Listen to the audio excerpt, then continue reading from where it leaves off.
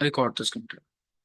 Okay जी, अस्सलाम वालेकुम and welcome back once again. और अजी, आज हम जो काम करने वाले हैं वो हमारे प्रीवियस एक्सप्रेशन डेटा की कंटिन्यूशन ही है, और प्रोबेबली हमारा छठा या सातवां लेक्चर है बायोइन्फॉर्मेटिक्स के कोड डोमेन के ऊपर। और आज के इस लेक्चर में हम क्या करने वाले हैं, जो हमने लास्ट टाइम एक डेटा बिल्ड किया था, लॉन्ग फॉर्मेट डेटा, जिसके अंदर मेटा डेटा भी था और जिसके अंदर एक्सप्रेशन डेटा भी था, उसको हम आज उठाएंगे। उसके अंदर से कुछ बेसिक लेवल की प्लॉट्स, हम किस तरह से जीन एक्सप्रेशन डेटा को एक बेसिक लेवल पे एनालाइज करते हैं, वो काम करेंगे। और देन हमारे पास कुछ ऐसे इंपॉर्टेंट जीन्स हैं जो कॉमनली पाए जाते हैं कोलोन कैंसर में, लिवर कैंसर में, हम उनके ऊपर बात करेंगे। और सबसे इम्पोर्टेंट जो हमने पहला काम करना है ना, वो ये है भाई कि हम जाके गिटहब के ऊपर अपनी एक रिपोजिटरी बनाने वाले हैं, और उस रिपोजिटरी को हम अपने प्रोजेक्ट में इंटीग्रेट करेंगे, ताकि हमारा जितना भी काम है ये साथ साथ गिटहब पे चलता जाए, नो। तो जितना भी हमारा डेटा साइंस का काम है उसमें गिटहब का बहुत बड़ा पार्ट रहता है। तो हम गिटहब की रिपोजिटरी ऑलरेडी, गिटहब की बल्कि एक फाइल जो है हमने ऑलरेडी इनिशियलाइज कर रखी है अपने प्रोजेक्ट में। लेकिन अभी हमें क्या करना है, हमें जाना है गिटहब के ऊपर। गिट की फाइल इनिशियलाइज है, अभी हमें जाना है गिटहब के ऊपर, और वहां पे जाके हम एक रिपोजिटरी क्रिएट करेंगे विद द सेम नेम। और देन हम जाके क्या कर देंगे, इन दोनों को आपस में मर्ज कर देंगे। और जो भी हमारा कोड है फिर आपको यहाँ से वहां भी दिखता रहेगा इंशाल्लाह। और कितने हमने कमिट्स किए हैं ना, वो सब चेंजिंग्स वगैरह वगैरह, आपको पुल रिक्वेस्ट वगैरह हर चीज नजर आती रहेगी। ठीक है, मैं यहाँ पे अपनी स्क्रीन शेयर करूंगा, and if my screen is visible then you can show my thumbs up. जी, अगर मेरी स्क्रीन नजर आ रही है भाई। ठीक है, चलिए मैं इसको यहाँ से सिंगल पैनल पे लेके आऊंगा, और पहले हम चलेंगे गिटहब के ऊपर, और गिटहब पे अपनी एक रिपोजिटरी क्रिएट करेंगे। अच्छा, आपको याद होगा जब हमने गिटहब के बारे में पढ़ा था, तो मैंने आपको बताया था कि भाई जब भी आपने गिटहब के ऊपर कोई रिपोजिटरी क्रिएट करनी है, सिर्फ इसलिए कि आप अपनी लोकल रिपोजिटरी को वहां पे डाल सकें, तो क्या चीज जरूरी है कि आप इन दोनों का नाम सेम रखें। पहली बात ये है। देन आपने क्या करना है, वो जो आपने गिटहब के ऊपर क्रिएट करनी है, आपने उसका लिंक कॉपी करके एज ओरिजिन मेन आपने इसके अंदर इंटीग्रेट कर देना है। तो वो कैसे करेंगे वो भी हम देखने वाले हैं। होपफुली आप लोगों को याद होगा, बल्कि मैं आप लोगों से यही कहूंगा कि आप लोग इसमें बोलें, ताकि मुझे भी पता चले कि आप लोगों को चीज़ें आती हैं। तो ये हमारी कंप्यूटेशनल जीनोमिक्स की रिपोजिटरी है, या एक फोल्डर है जिसको हम यूज़ करने वाले हैं। तो ये अभी 32.9 MB का हो चुका है। तो अगर अभी से काम स्टार्ट करेंगे तो अच्छा रहेगा भाई, लोगों को पता रहेगा ना कि हम चेंजिंग्स कर रहे हैं, कमिट्स कर रहे हैं वगैरह एंड वगैरह वगैरह, है ना। तो उससे क्या होता है, हमारी जो एक ओवरऑल प्रोफाइल है वो एक्टिव मानी जाती है। उसके ऊपर फिर आपको ग्रीन डॉट्स देखने को मिलते हैं बहुत सारे गिटहब के ऊपर, and you are considered to be the developer. चलें जी, यहाँ से हम चलेंगे अपने गिटहब के ऊपर, और मैं यहाँ पे सर्च करूंगा simple, very very very simple, github.com login. Sign in to GitHub पे चले जाएंगे, और ये डायरेक्ट करेगा मुझे मेरे डैशबोर्ड की तरफ। तो यहाँ से मैं चले जाऊंगा अपने योर प्रोफाइल वाले ऑप्शन। तो ये है मेरा प्रोफाइल। ठीक है, यहाँ पे आप देखेंगे कंप्यूटेशनल जीनोमिक्स की आपको कोई भी रेपो नजर नहीं आ रही, तो मैं क्या करूंगा, यहाँ पे एक रेपो क्रिएट करूंगा। उसके लिए हम जाएंगे रिपोजिटरीज पे, और यहाँ पे हम कर देंगे न्यू पे। रेपो नजर नहीं आ रही, कुछ कहा किसी ने? कोई सवाल है तो पूछ लें, या फिर हम चलें आगे। आई गेस नहीं है, तो अगर आपको सवाल हो तो भाई आप आसानी से पूछ सकते हैं, सिर्फ अपने हैंड रेस करें, and I will get back to you इंशाल्लाह। चलिए, जब यहाँ पे मैं एक रिपोजिटरी क्रिएट करने वाला हूँ, तो मुझे क्या चीज़ें श्योर करनी है कि दोनों का नेम सेम रहे। तो यहाँ पे है कंप्यूटेशनल जीनोमिक्स, तो यही सेम नेम है वहाँ पे लिख दूंगा, कंप्यूटेशनल अंडरस्कोर जीनोमिक्स। तो ये कंप्यूटेशनल जीनोमिक्स जो है, ये हमारी रिपोजिटरी का नेम रहेगा। और इसके डिस्क्रिप्शन में मैं क्या लिखूंगा, this okay is a cancer genomics project, this is a cancer genomics project using expression data from mm, that is gene expression omnibus. So this is a cancer genomics project using expression data from gene expression omnibus, तो इतनी सी line काफी है। हम इसको रखें तो private ही वाले है ना, प्राइवेट रखेंगे। या अगर हम पब्लिक ही करते हैं, हमारी कौन सा भी इतनी ट्रैफिक है, अभी इतना मसला नहीं में आने वाला, तो हम इसको प्राइवेट नहीं कर रहा मैं अभी, ताकि आप लोगों के लिए आसानी ही रहे। तो रीडमी इनिशियलाइज करने की हमें ज़रूरत नहीं है वैसे, लेकिन कर भी लेंगे तो इतना खास मसला नहीं है। लेकिन हम ये बाद में भी कर सकते हैं, और अगर आप इसे कर दें तब भी कोई इशू नहीं रहेगा। लेकिन जब भी आप एक लोकल प्रोजेक्ट को गिटहब पे डालने वाले हैं जिस पे आप ऑलरेडी काम कर रहे हैं, आपके पास लोकल डायरेक्टरीज वगैरह बनी हुई हैं, तब आप क्या करें, आप यहाँ से रीडमी अभी इनिशियलाइज ना करें। उसमें थोड़े से आपको ना चक्कर डालने पड़ जाएंगे, इसलिए थोड़ा वेट करें। वो क्या चक्कर होंगे, जब आप कहीं खुद से काम करेंगे आपको आइडिया रहेगा। इट्स नॉट रिकमेंडेड कि आप जब भी एक लोकल प्रोजेक्ट्स पे आप ऑलरेडी काम कर रहे हैं, आप उसको गिटहब पे डालने के लिए पहले रीडमी इनिशियलाइज कर लें। ऐसा नहीं होता, क्योंकि फिर आपको वहां पे भी एक रीडमी क्रिएट करना पड़ेगी, दोनों को फिर आपस में मर्ज करना पड़ेगा। ऐसा कोई इशू रहेगा वहां पे। तो मैं ऐसे कर दूंगा, create repository without initializing readme file, okay. Then ये मेरे पास जो लिंक है, मैं इस लिंक को कॉपी कर लूंगा, और इस लिंक को मैं जाके वहां पे ऐड करने वाला हूँ, किस तरह से, एज ओरिजिन मेन, है ना। तो ओरिजिन मेन के तौर पर मैं इसे ऐड कर दूंगा।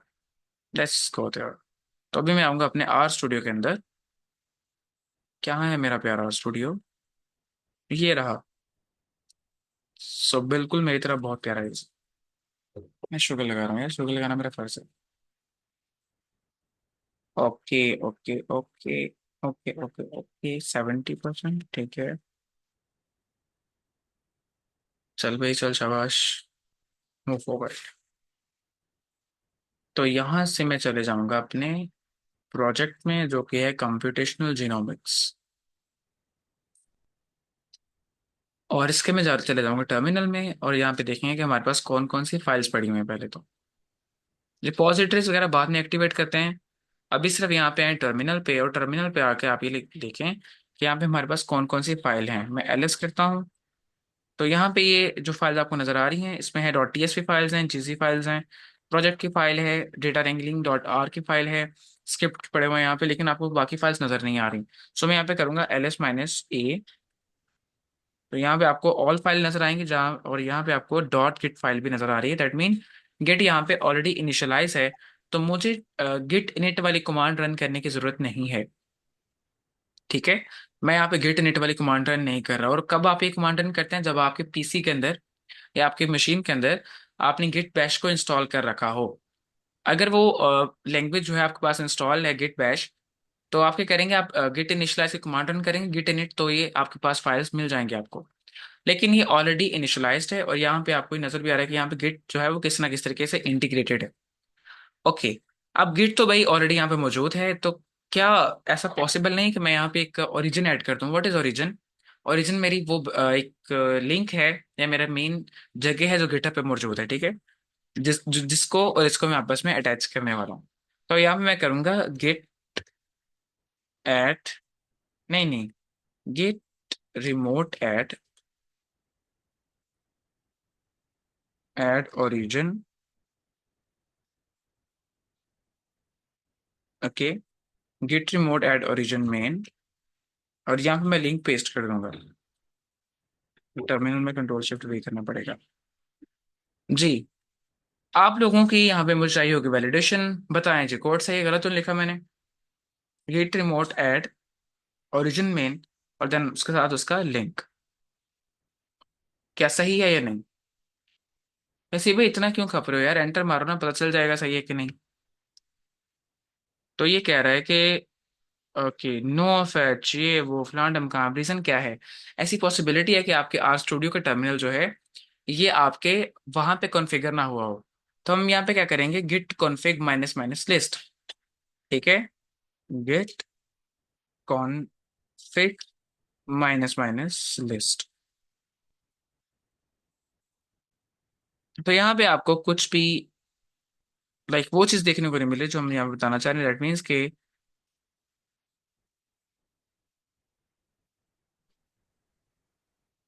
नहीं, कॉन्फ़िग है यहाँ पे, ठीक है। देखिए कॉन्फ़िगरेशन आपको यहाँ पे नजर आ रही है, और मेरा यहाँ पे ईमेल वगैरह लगा है, मेरा अकाउंट यहाँ पे कॉन्फ़िगर्ड है। ठीक है, तो क्यू दबा के बाहर आ जाएंगे इससे। तो जब भी आपने टर्मिनल के अंदर से क्विट करना हो ना किसी कमांड, तो आप क्यू दबाएंगे तो आप बाहर आ जाएंगे। अच्छा, अब देखना ये है कि भाई कि हम उसको क्यों ऐड नहीं कर पा रहे। I am not able to fetch that thing here. So use get remote add option name, okay। तो get, तो मुझे सेशन भी दे रहा है ना साथ में, देखें यहाँ पे, get remote add origin, okay main URL, तो यही किया था ना मैंने यार। Let's try again, get remote add origin main and control shift v। git is not a git, say git minus minus l, the most similar command is init। मैं git यार चलो वेरीफाई करते हैं, git init reinitialized existing git repository in, okay it is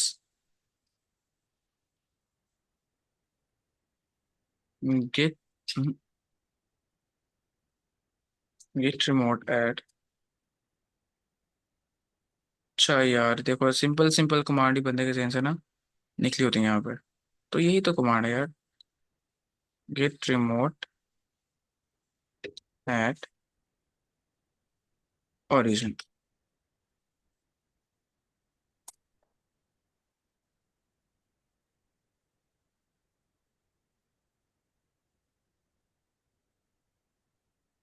तो अभी ये work किया है मेरे पास, एंड लेट मी चेक के वाकईतन मुझे शो करता है कि नहीं, okay. So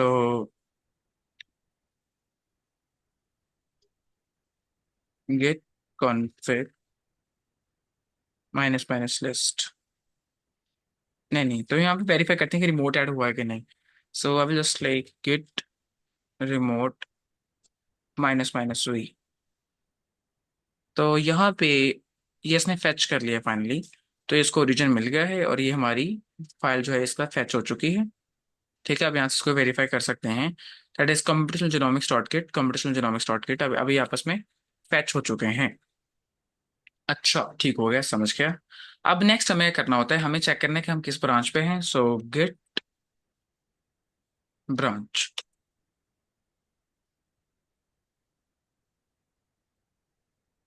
okay get branch, यही तो किया था ऑलरेडी। समझ यहाँ पे कोई ब्रांच ही नहीं है, क्या ये कहना चाहता है।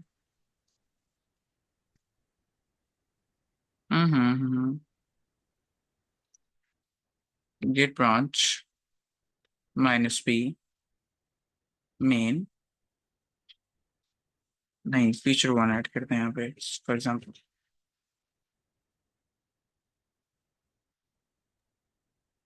मुझे लगता है हमें यहाँ पे ना साथ में गिट की वो ओपन करके रखनी चाहिए,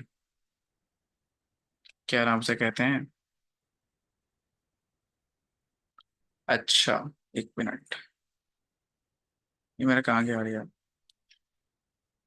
हमें साथ साथ ना गिट की एक तो चीट शीट ओपन करना होगी, और सेकंड ये कि हम यहाँ पे अपनी वो एक तो चीज़ें हैं उनको लेकर चलेंगे। Wait let me check, git status करते हैं पहले। तो जितनी ये फाइल्स हैं ये इसको समझ नहीं आ रही, ठीक है। तो ये अनट्रैक्ड फाइल से भी शो कर रहे हैं इन सब फाइल्स को। मैं आपको आपके लिए टर्मिनल जो है ना इसको थोड़ा सा बड़ा कर देता हूँ।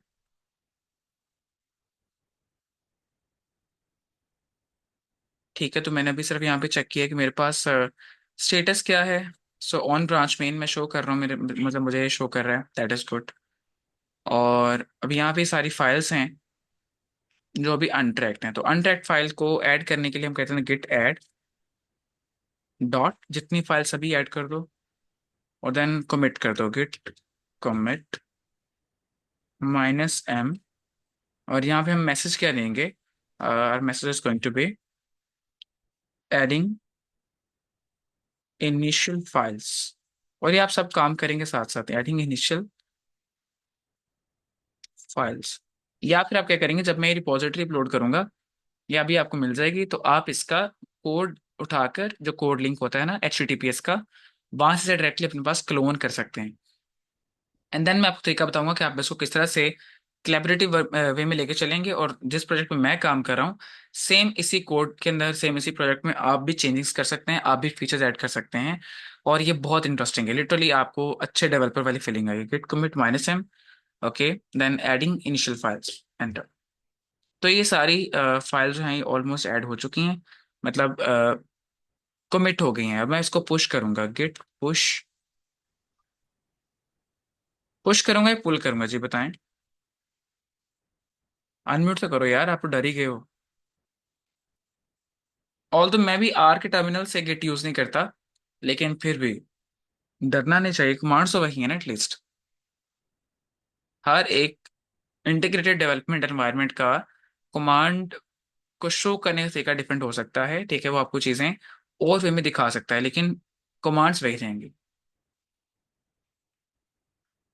कि पुश करेंगे, यस पुश करेंगे, तो अब्दुलरमान भाई आप तो अच्छे बच्चे हैं यार। गिट पुश ओरिजिन मेन, तो यहाँ पे आपको ब्रांच बतानी है, ठीक है, और अपने जो रिमोट है उसका नाम बताना है। रिमोट मेरा क्या है, ओरिजिन है। और देन मेरी ब्रांच कौन सी, मेन ब्रांच पे मैंने कोई और ब्रांच क्रिएट नहीं की है, जैसे वो कहते हैं ना कि हमारे इसके अलावा कोई और ब्रांच नहीं है। तो मैं इसको एंटर कर दूंगा यहाँ पे। तो इसको पुश कर रहा है अभी, और हम वहां पे जाके देखेंगे कि क्या हमारी चीजें वहां पे पुश होती हैं या नहीं होती। Fatal unable to access.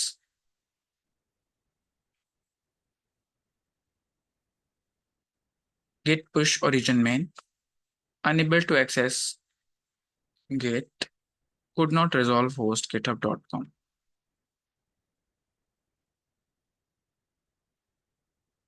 Ownership problem क्या कहना चाहती हैं इसका मतलब?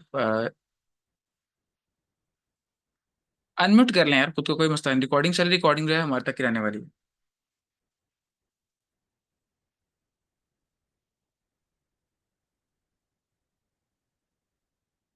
एनीवेज, तो अभी यहाँ पे देखना है कि could not resolve host GitHub dot com, why. Remote verify करते हैं, गिट। अबे भाई भाई गिट क्या कर रहा है यार, ये स्टक कर गए यहीं पे। रिफ्रेश करते हैं इसे।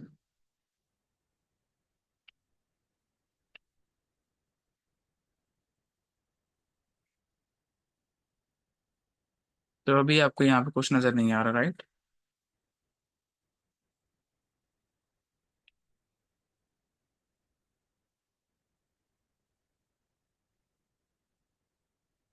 Git status,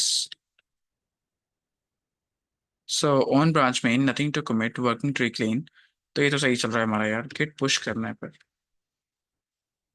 Git push minus U origin main.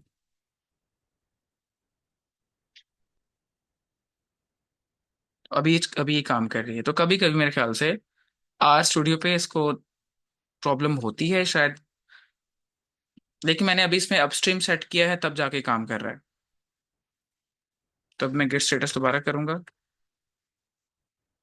Okay, nothing to commit, working tree clean है। और वापस आएंगे गिटहब के ऊपर, और यहाँ से हम वेरीफाई करेंगे रिफ्रेश करने के बाद। तो जी हाँ, मेरी फाइल्स यहाँ पे आपको नजर आना शुरू हो गई हैं। But now we need to create one file called readme. तो रीडमी हम यहीं पे क्रिएट करेंगे अपने पीसी के अंदर, और वहाँ पे उसको अपलोड कर देंगे, सब ये पुश कर देंगे। तो यहाँ पे करेंगे भाई क्या, जी, एक फाइल क्रिएट करनी चाहिए हमें, ठीक है, इसको हम रीडमी बोलेंगे। है कि नहीं, है कि नहीं? बोलते नहीं हो यार। चलो, यहाँ पे करते हैं फाइल क्रिएट, इसको हम सेव करते हैं। इसको हम बोलेंगे ऑल फाइल्स। इसको हम बोलेंगे भाई readme dot M D, save. This file was created as an R script, however the file extension used, okay. Sir नहीं, हम यहाँ पे नहीं कह रहे फिर, तो इसको हम यहाँ बंद करते हैं, और यहाँ पे फाइल क्रिएट कर लेते हैं। ये आप सिंपल फोल्डर में जा कर सकते हैं यार। यहाँ पे मुझे ऑप्शंस में नजर नहीं, टाइम लगेगा। हम ये करेंगे, वापस जाएंगे अपने मेन कंप्यूटेशनल जीनोमिक्स प्रोजेक्ट में। यहाँ पे हम एक फाइल क्रिएट करेंगे, न्यू फाइल। तो टेक्स्ट डॉक्यूमेंट नहीं चाहिए।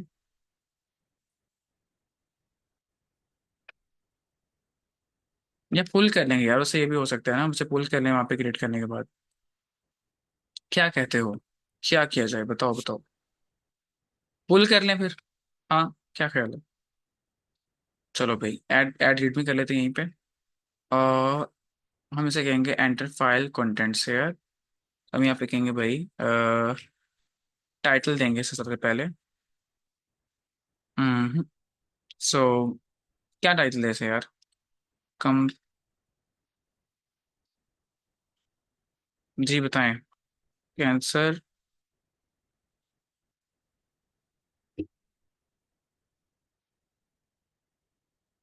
Cancer genomics project. Okay. AUG 24। तो ऐसा कुछ से मैं नाम दे रहा हूँ, या इससे पहले देते हैं bioinformatics. So cancer genomics project bioinformatics August 24। और यहाँ पे हम कर देंगे commit changes। सो क्रिएट रेडमी एक्सटेंडेड डिस्क्रिप्शन में भी कोई एक्सेप्शन नहीं है, commit changes। और अब यहाँ पे आ जाए कि भाई आप आगे हैं, ठीक है। तो cancer genomics project bioinformatics August 2024। अब यहाँ पे गिट का स्टेटस चेक करते हैं।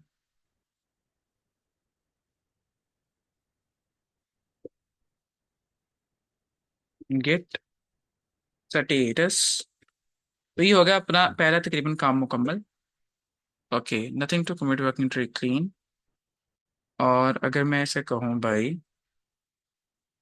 गिट पुल।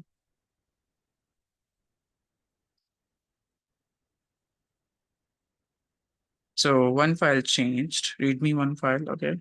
तो देखिए, अब मैंने सिंपल गिट पुल किया है, तो मेरे पास यहाँ पे मेरी रीडमी फाइल आ चुकी है हेयर। राइट। सही हो गया। अब दोबारा चेक करते हैं git status. So working tree clean, nothing document, सही है, हम सही जा रहे हैं।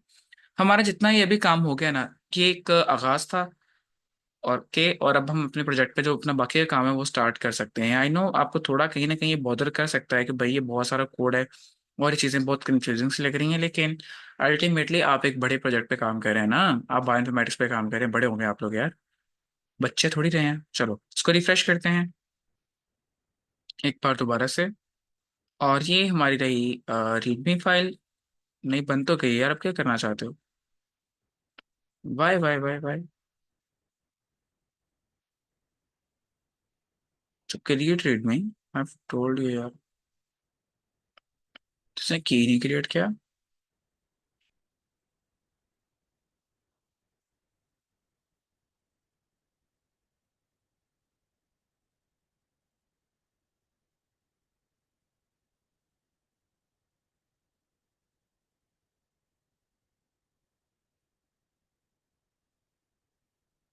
नहीं, इसने इसको क्रिएट नहीं किया। अच्छा, एक सेकेंड। वहां पे हो गई, यहाँ पे क्यों नहीं हुई?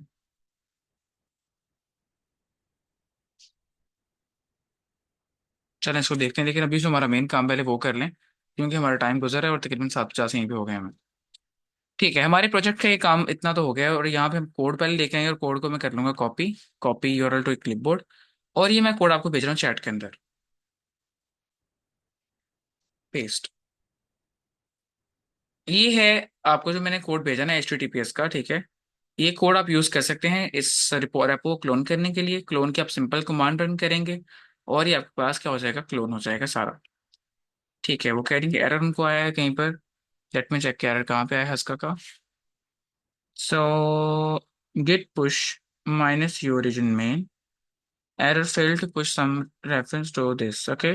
आप यहाँ पहले ना git status से कमांड रन करें, और दोबारा से लिखें git add, ठीक है, डॉट, और देन एंटर मारें, देन कमिट करें, फिर आप गिट पुश करें, और देन ये हो जाएगा।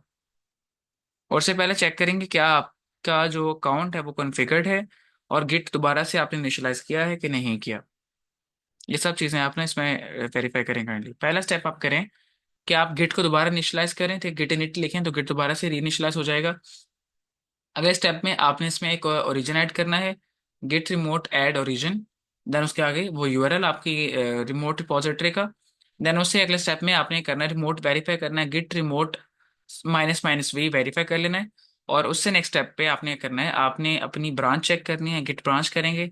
और अगर आपको ये कुछ नहीं शो करता, दैट मीन्स कि आप मेन ब्रांच पर हैं, आप देन क्या करें, आप देन सिंपल, वेरी सिंपल, आप अपना जो पुश कमांड है वो रन करें इस -u ऑप्शन के साथ। लेकिन वो पुश करने से पहले आप यहाँ पे लिखें git space add space dot enter, then git commit -m, और देन एक मैसेज डालें। एंड फाइनली आप क्या करें, आप गिट पुश ओरिजिन मेन कर दें। बल्कि मेन ना लिखें, आप सिर्फ यहाँ पे लिखते हैं, बल्कि लिखते हैं यार, मेन मेन भी लिखते हैं यार, चलो मेन लिख दो हाँ। वैसे तो आपके पास सिर्फ एक ही ब्रांच है, तो ये उसी ब्रांच में पुश कर देगा।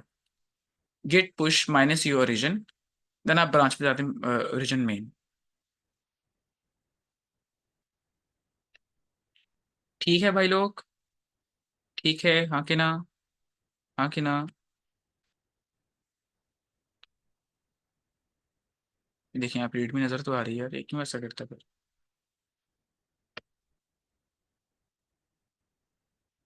सही है, ठीक है, चल रहा है पूरा काम। ओके, तो डेटा एंगलिंग की हमारी ये स्क्रिप्ट आपको यहाँ पे नजर आ रही है। ये जो कल आप स्क्रिप्ट मांग रहे थे, अब आपको यहाँ पे मांगने की जरूरत नहीं है। तो जैसे हम काम करेंगे, हम उसे क्या कर दिया करेंगे, यहाँ पे पुश कर दिया करेंगे, और आपके लिए वो चीज़ें एक्सेसिबल हो जाएंगी। Done done done done. Let's move forward. जी, इसका भी देखें आपका एरर रिजॉल्व हुआ है कि नहीं हुआ। एक तो आप लोग अनम्यूट भी नहीं करते ना यार। सर अब वो कह रहा है कि remote origin already exist, error फिर से आ रहा है। अच्छा सही है, आप यहाँ पे सिंपल गिट पुश रन कर दें।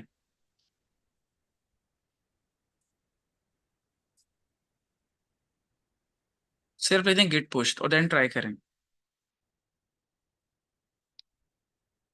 स्टेटस आपका क्लियर है, आपका वर्किंग ट्री क्लीन आ रहा है, कोई एक्स्ट्रा फाइल अनट्रैक्ड फाइल तो नहीं है वहां पे।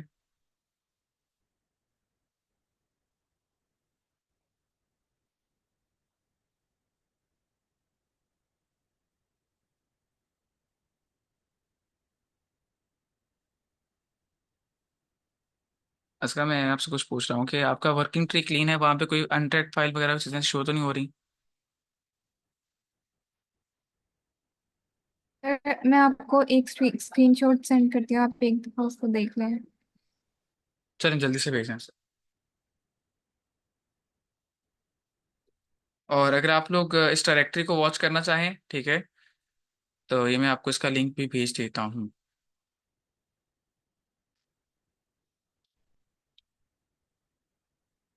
ये चैट में आ गया, आप डायरेक्टली इस गिटहब पे डायरेक्ट कर दिए जाएंगे।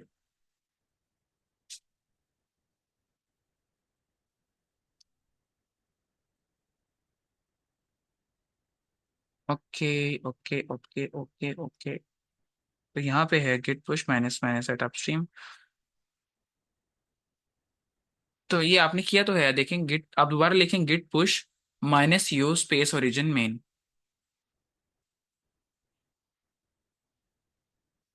To have this happen automatically for branches. अच्छा नहीं, वो तो सिंपल गिट पुश के लिए कह रहे हैं, दोबारा रन करें, एटलीस्ट दोबारा रन करें, होना चाहिए मसला यहाँ पे।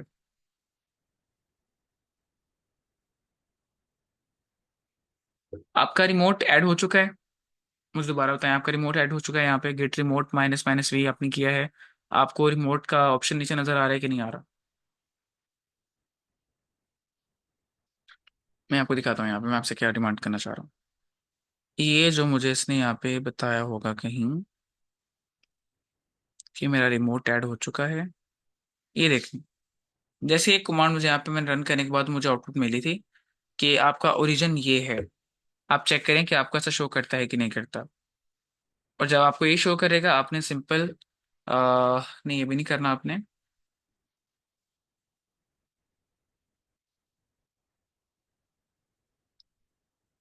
तो भैया जी, कहाँ पे गया अपना नेक्स्ट।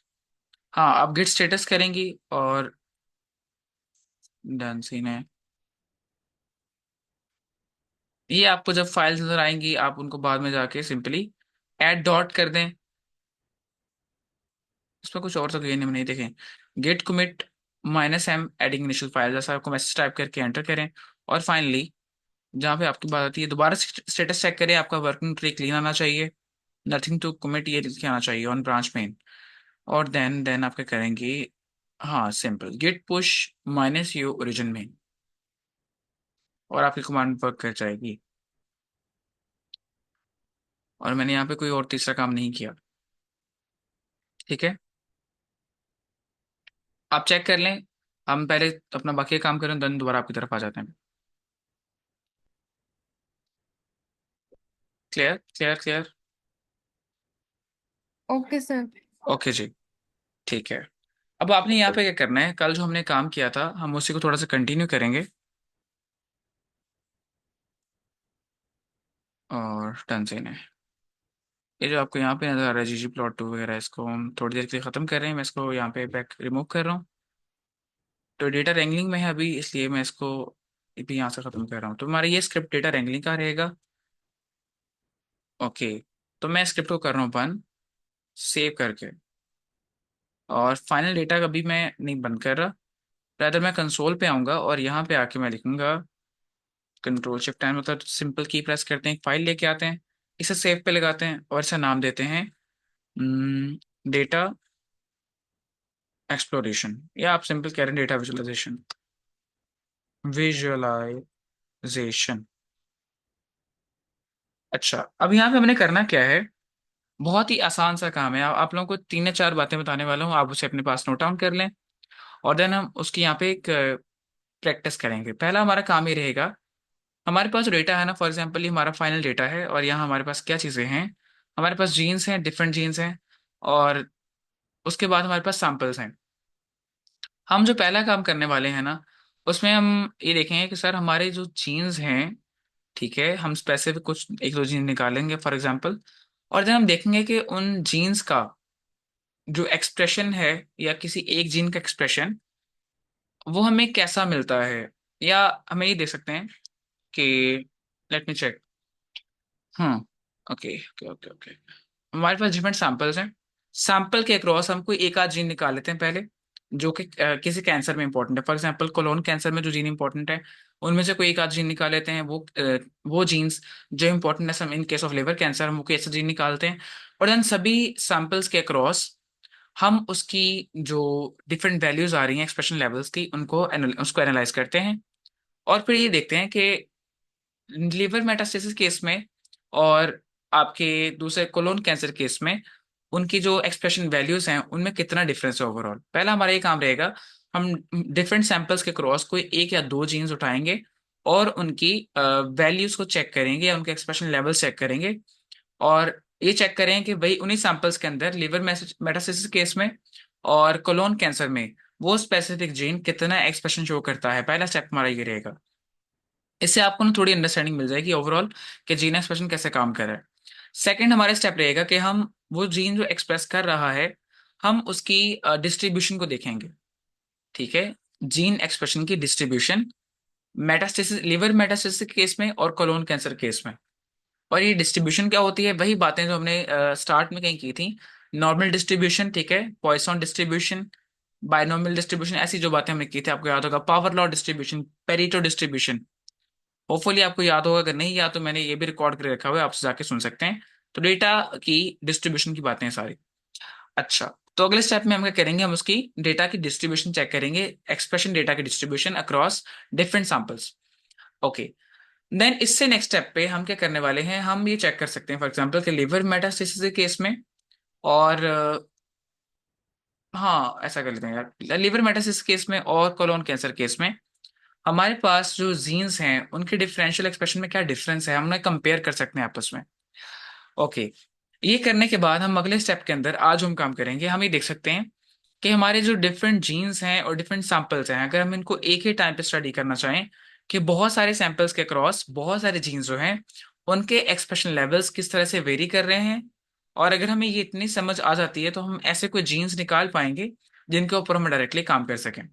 तो ये काम हम करने वाले हैं वाया हीट मैप। कंपैरिजन करेंगे वाया बॉक्स प्लॉट, ठीक है, या वायलिन प्लॉट। ये जो भी आपको मैंने काम बताए हम करेंगे वाया हीट मैप। और जो हमारा, अच्छा, हम एक और भी काम कर सकते हैं। एक ही, अगर एक या दो जीन्स हैं जो आपको नजर आ रहे हैं लिवर कैंसर में भी और आपको नजर आ रहे हैं कोलोन कैंसर में भी, हम एक या दो जीन्स का आपस में कोरिलेशन देख सकते हैं या उनका क्या रिलेशनशिप बन रहा है ना। तो हम उसको भी स्टडी कर सकते हैं, एक जीन का होना दूसरे जीन को कितना सपोर्ट करता है। फॉर एग्जाम्पल अगर TP53 आपको कोलोन कैंसर में मिलता है, और तो वहां पे अगर APC भी आ जाए, एडिनोमेटस पॉलीपोसिस कोलाई, वो दोनों जीन्स जो है वो किस तरह से एक दूसरे की जो एक्टिविटी है उसे मुतासर करते हैं, तो हम उसके बारे में सर्च कर सकते हैं, और वो हम कर सकते हैं वाया स्कैटर प्लॉट। तो हमें, मैं फिर रिपीट कर रहा हूँ, पहले स्टेप में हमें एक्सप्रेशन लेवल्स चेक करने हैं, देन डेंसिटी डिस्ट्रीब्यूशन चेक करनी है। उससे नेक्स्ट स्टेप में हम क्या देख सकते हैं, हम कंपैरिजंस देख सकते हैं between liver metastasis and colon cancer. Then हम कोरिलेशन देख सकते हैं बिटवीन डिफरेंट जीन्स या बिटवीन टू जीन्स, और मल्टीपल जीन के दरमियान हम देख सकते हैं, और ऐसे ही हम बहुत सारे जीन के दरमियान at a time multivariate analysis भी कर सकते हैं जो कि उनके कोरिलेशन को शो करेगा। ओके। देन हम क्या कर सकते हैं, हम बहुत सारे जीन्स को बहुत सारे सैंपल्स के क्रॉस स्टडी कर सकते हैं वाया हीट मैप्स। तो ये हमारा अभी का काम रहेगा, आज हम इंशाल्लाह ये करने वाले हैं। तो अगर आपको ये जो भी मैंने बातें बताई हैं ये क्लियर है, इनमें थम्स अप करें, क्योंकि मुझे पता है कि आप लोगों ने ऑलरेडी पढ़ रखी हैं, तो मैं कोई इतना एम्फेसाइज नहीं कर रहा। लेकिन फर्क क्या है कि अभी आप एक रियल टाइम डेटा पे काम कर रहे हैं, तो आपको कुछ अंडरस्टैंडिंग ज्यादा मिलेगी। और ये स्टेप करने के बाद कल की क्लास में हम इंशाल्लाह डिफरेंट नॉर्मलाइजेशन टेक्निक्स जो हैं वो कैसे काम किए इनके बैकएंड पे, उनको समझेंगे, और उसकी बेस पे हमें किस तरह से DESeq 2 अप्लाई करना है वो हम समझेंगे इंशाल्लाह। DESeq 2 हम अप्लाई करते हैं डिफरेंशियल जीन एक्सप्रेशन चेक करने के लिए, और वो एक बहुत धाप मतलब फाड़ू किस्म की टर्मिनोलॉजी है, वो इंशाल्लाह आपको समझ आएगी। चलें, अब यहाँ पे हम करने वाले हैं sir set repositories. Set repositories हमारा जो काम है, देन 2 3 4 5 6 7 एंटर, और इसको हम करेंगे रन, कंट्रोल एंटर, फिर से एंटर, और यहाँ पे हम लाइब्रेरी कर लेंगे अपनी जो कुछ पैकेजेस हैं उनको। अब चूंकि गिटहब पे जाएगा तो भाई कोड की हेडिंग्स तो बनती है ना, और हैशटैग बनते हैं। अच्छा जी, तो activating repositories for data visualisation. चलें,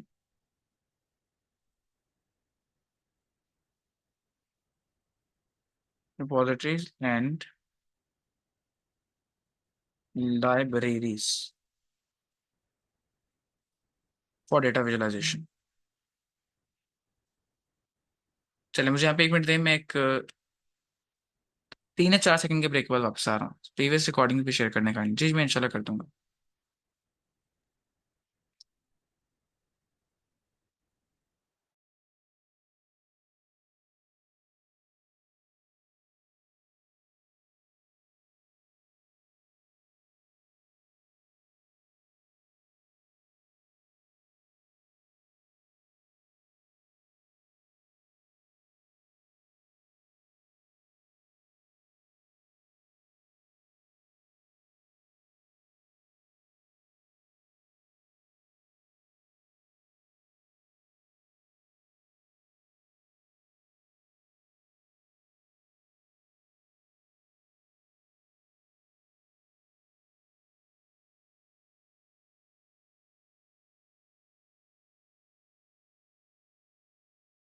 चलिए जी, दोबारा से स्टार्ट करते हैं। और रिपोजिटरीज हमारी सेट हो चुकी हैं। यहाँ पे लाइब्रेरी केसेस पैकेज जो करना है आपको पता है, पहला पैकेज जो हम लाइब्रेरी करेंगे दैट इज टाइडीवर्स। तो प्यारा प्यारा टाइडीवर्स, टाइडीवर्स। ये क्लिक क्यों नहीं हो रहा, चलो ठीक है, कंट्रोल एंटर, और ये हमारा लाइब्रेरी हो चुका है। Finally GG plot 2। अभी सिर्फ आप ये देखें कि हम GG प्लॉट 2 को यूज करते हुए किस तरह से जीन एक्सप्रेशन डेटा को डिफरेंट सिचुएशन में विजुलाइज कर सकते हैं, और टाइडीवर्स का कॉम्बिनेशन, और ये आपको बहुत ज्यादा बेनिफिशियल होने वाला है अभी के लिए।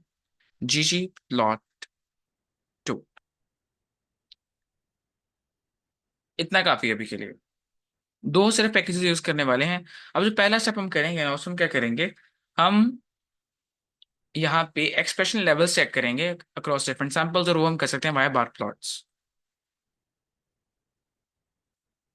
ओके, बार प्लॉट्स सही है जी, सही है। अब ये बार प्लॉट्स हम किस तरह से डिजाइन कर सकते हैं, हमारा मेन डेटा कौन सा है पहले हम ये देख लें। तो डेटा हमारा है भाई फाइनल डेटा, कहाँ पे हमारा final data, so final data, ये 7 वेरिएबल्स हैं इसके अंदर, और ये बाकी इसके अंदर ऑब्जर्वेशंस हैं। तो मैं फाइनल डेटा को यहाँ पे हेड करता हूँ, फाइनल डेटा, इसको हम कर लेते हैं हेड। इस सेके हमें क्या दे रहा है,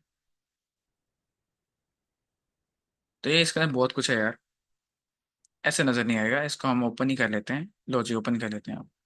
तो इसके अंदर जीन आईडीज हैं, जीन वैल्यूज हैं, सैंपल्स हैं, और एफपीकेएम वैल्यूज हैं, और कैंसर टाइप वगैरह वगैरह, and so on so forth. अच्छा मुझे एक बात बताएं, अगर हमने बार प्लॉट बनाना हो तो क्या बार प्लॉट के लिए आपको क्या किस चीजें रिक्वायर्ड होंगी? एक आपको चीज रिक्वायर्ड है एक्स एक्सिस पे, और एक आपको चाहिए वाई एक्सिस पे, है कि नहीं? अगर मैं ऐसा करूं, मैं इन सभी जीन्स को तो अभी प्लॉट करने से गया भाई, अभी सभी नहीं करेंगे हम प्लॉट।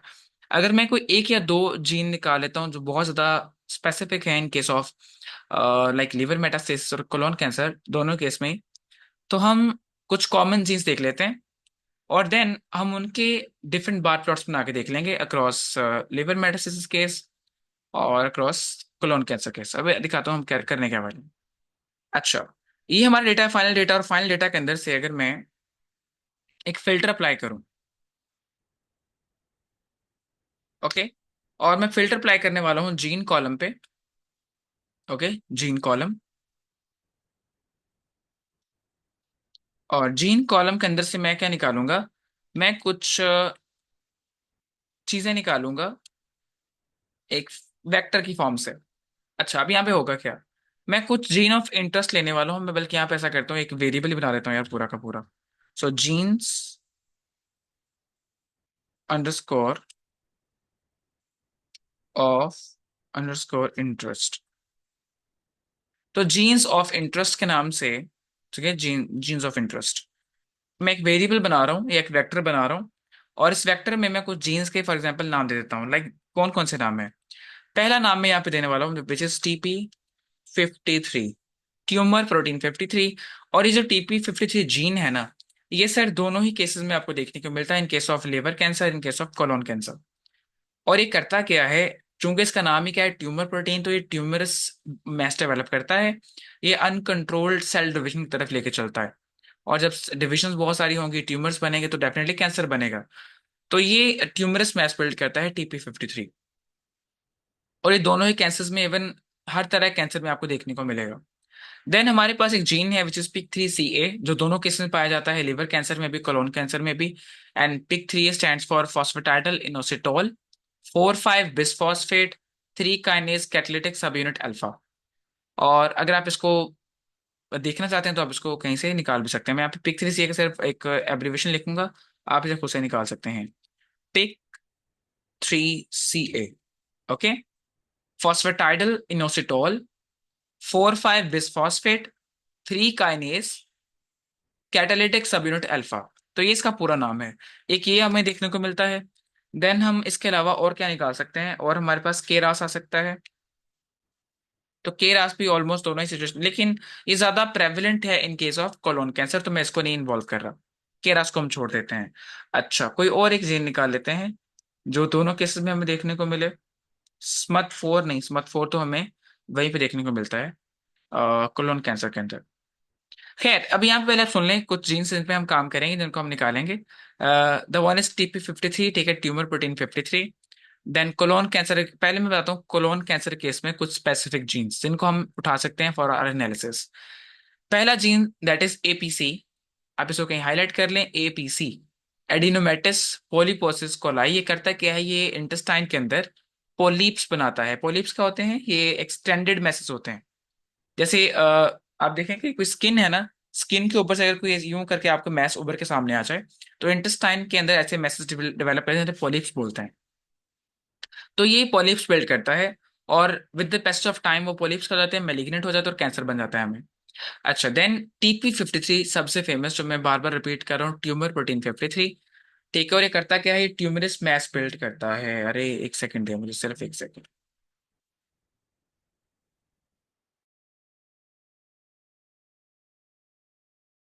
राइट, तो ये करता क्या है, ये ट्यूमरस पैस बिल्ड करता है। इसके अलावा हमारे पास आ गया केरास, ठीक है, ये in case of colon cancer. And KRAS stand for Kirsten rat sarcoma viral oncogene homolog. तो ये जो जीन है, ये आपके पास डिफरेंट इसके राय देखने को मिलते हैं, लेकिन जहां तक मैंने इसके बारे में पढ़ा है, तो ये आपका प्यारा जीन क्या करता है, ये आपका प्यारा जीन आपको क्या करता है भला। एक तो इसके बारे में मैंने सुना है कि सर ये आपके सेल की जो डिवीजन, सेल की जो ग्रोथ है उसमें कंट्रीब्यूट कर रहा होता है, लेकिन ये एक मेरे ख्याल से मिथ ही है। क्रिस्टन राट सार्कोमा वायरल ओन्कोजीन जो है ना, इसका जो मेन मैंने पढ़ा है वो ये है कि ये डिजीज को सही नहीं होने देता, ठीक है, पुअर प्रोग्नोसिस की तरफ लेके चलता है। और देन ये जिसके मेडिकेशन प्रोसीजर्स होते हैं, जब हम इसका इलाज करने की कोशिश करते हैं तो इसके खिलाफ मेडिसिन के खिलाफ रेजिस्टेंस रखता है, ठीक है, तो बंदा ठीक नहीं होगा। आप ट्रीटमेंट करेंगे, ये ट्रीटमेंट को अपोज करेगा, मतलब बंदे को ठीक नहीं होने देगा। इससे आपका ट्रीटमेंट क्या हो जाएगा, काफी ज्यादा प्रोलॉन्ग, तो ये केरास जो है ये इंपॉर्टेंट है। अच्छा जी, तो in case of colon cancer, इसके अलावा हमारे पास पिक 3 सी ए जो मैंने अभी यहाँ पे लिखा है, कोलोन कैंसर में आपको ये देखने को मिलेगा।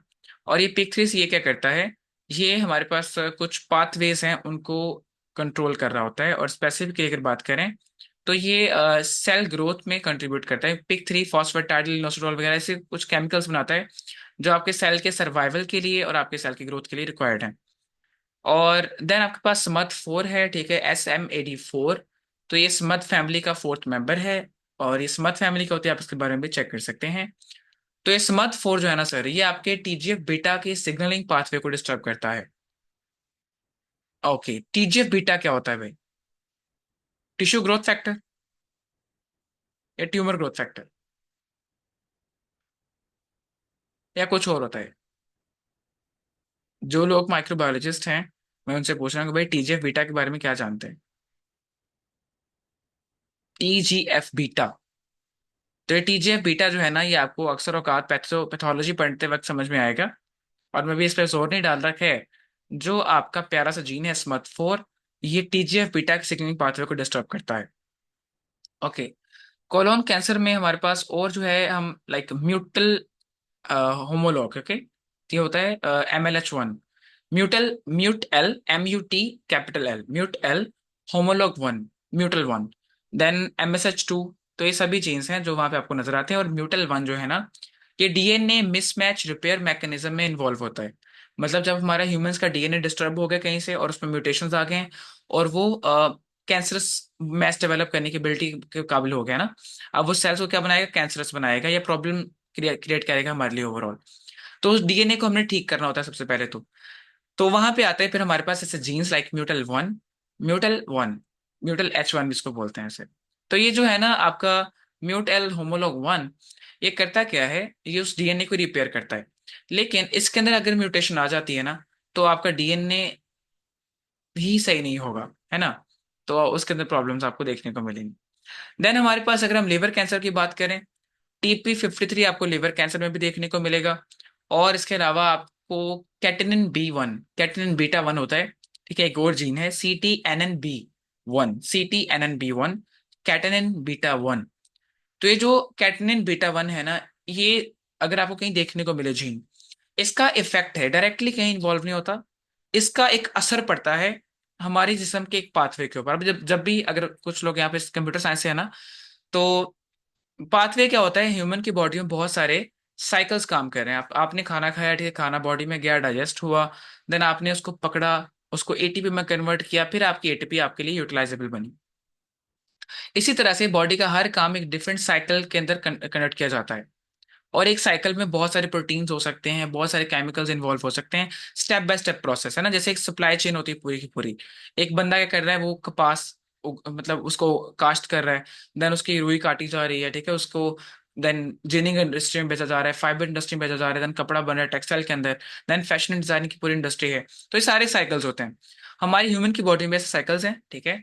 और वैसा ही एक साइकिल हमारे पास क्या है, that is WNT। Okay, WNT pathway. तो ये जो आपका CTNNB है ना, CTN बीटा 1, इसका असर पड़ता है जाके WNT पाथवे के ऊपर, और जिसकी वजह से आपको कैंसर होना शुरू हो जाए, लिवर कैंसर।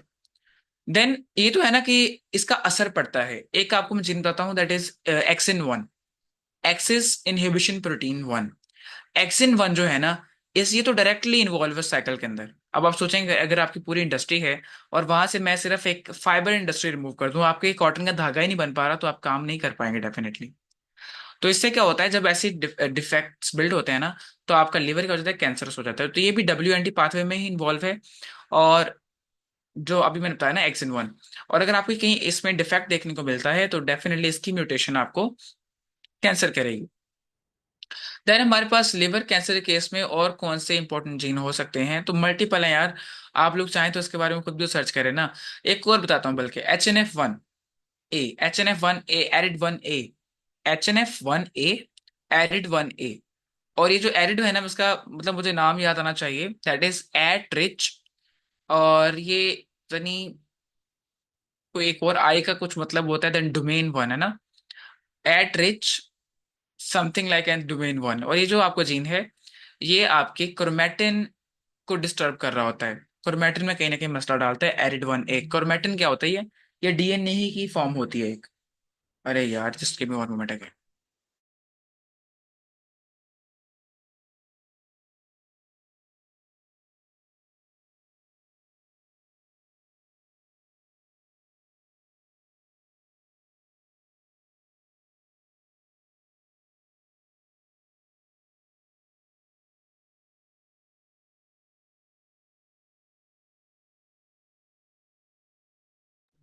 के चलिए जी।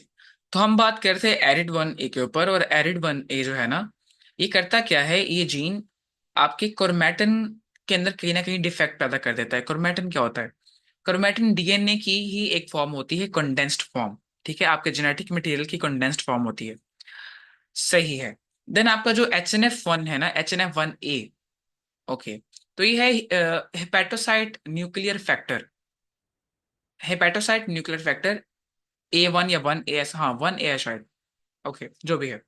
तो HNF A1 है शायद, या 1A है। ये जो जीन है ना, ये आपके लिवर के अंदर कुछ अगेन मेटाबॉलिज्म होते हैं, उनको ये देख रहा होता है। और जब आप इसको फोकस नहीं करते, तो ये भी आपके लिवर को कैंसर कर देता है। अगर इसमें म्यूटेशन आएगी तो ये कैंसर करेगा। एक और याद आ गया मुझे, TERT, TERT, TERT, that is telomerase reverse transcriptase. Telomerase reverse transcriptase.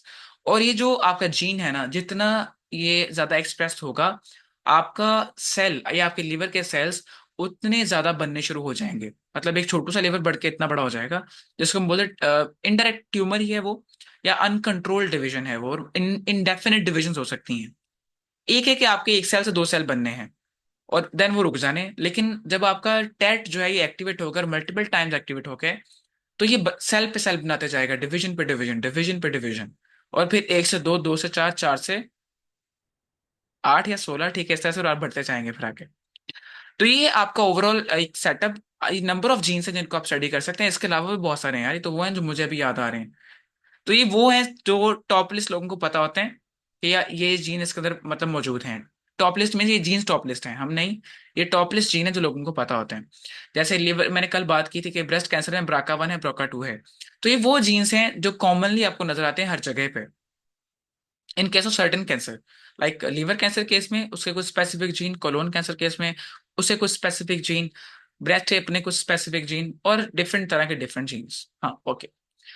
अभी मैं यहाँ पे कुछ जीन्स ऑफ इंटरेस्ट यहाँ पे लिखूंगा, और आप मुझे बताएं कि मुझे कौन से लिखने चाहिए।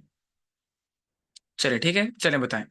इतने जीन्स जो मैंने आपको अभी बोले हैं, इनमें से कोई 3 या 4 नाम मुझे, या 2 नाम आप मुझे और लिखवा दें। एक तो मैं लिख दिया ना TP53, दूसरा मैं लिख दिया PIK3CA। इसके अलावा कोई जीन आप बताना चाहें जो आपके, यार सी भाई इस पे काम करो, ये भी इन्वॉल्व करो साथ में। जी बोलें।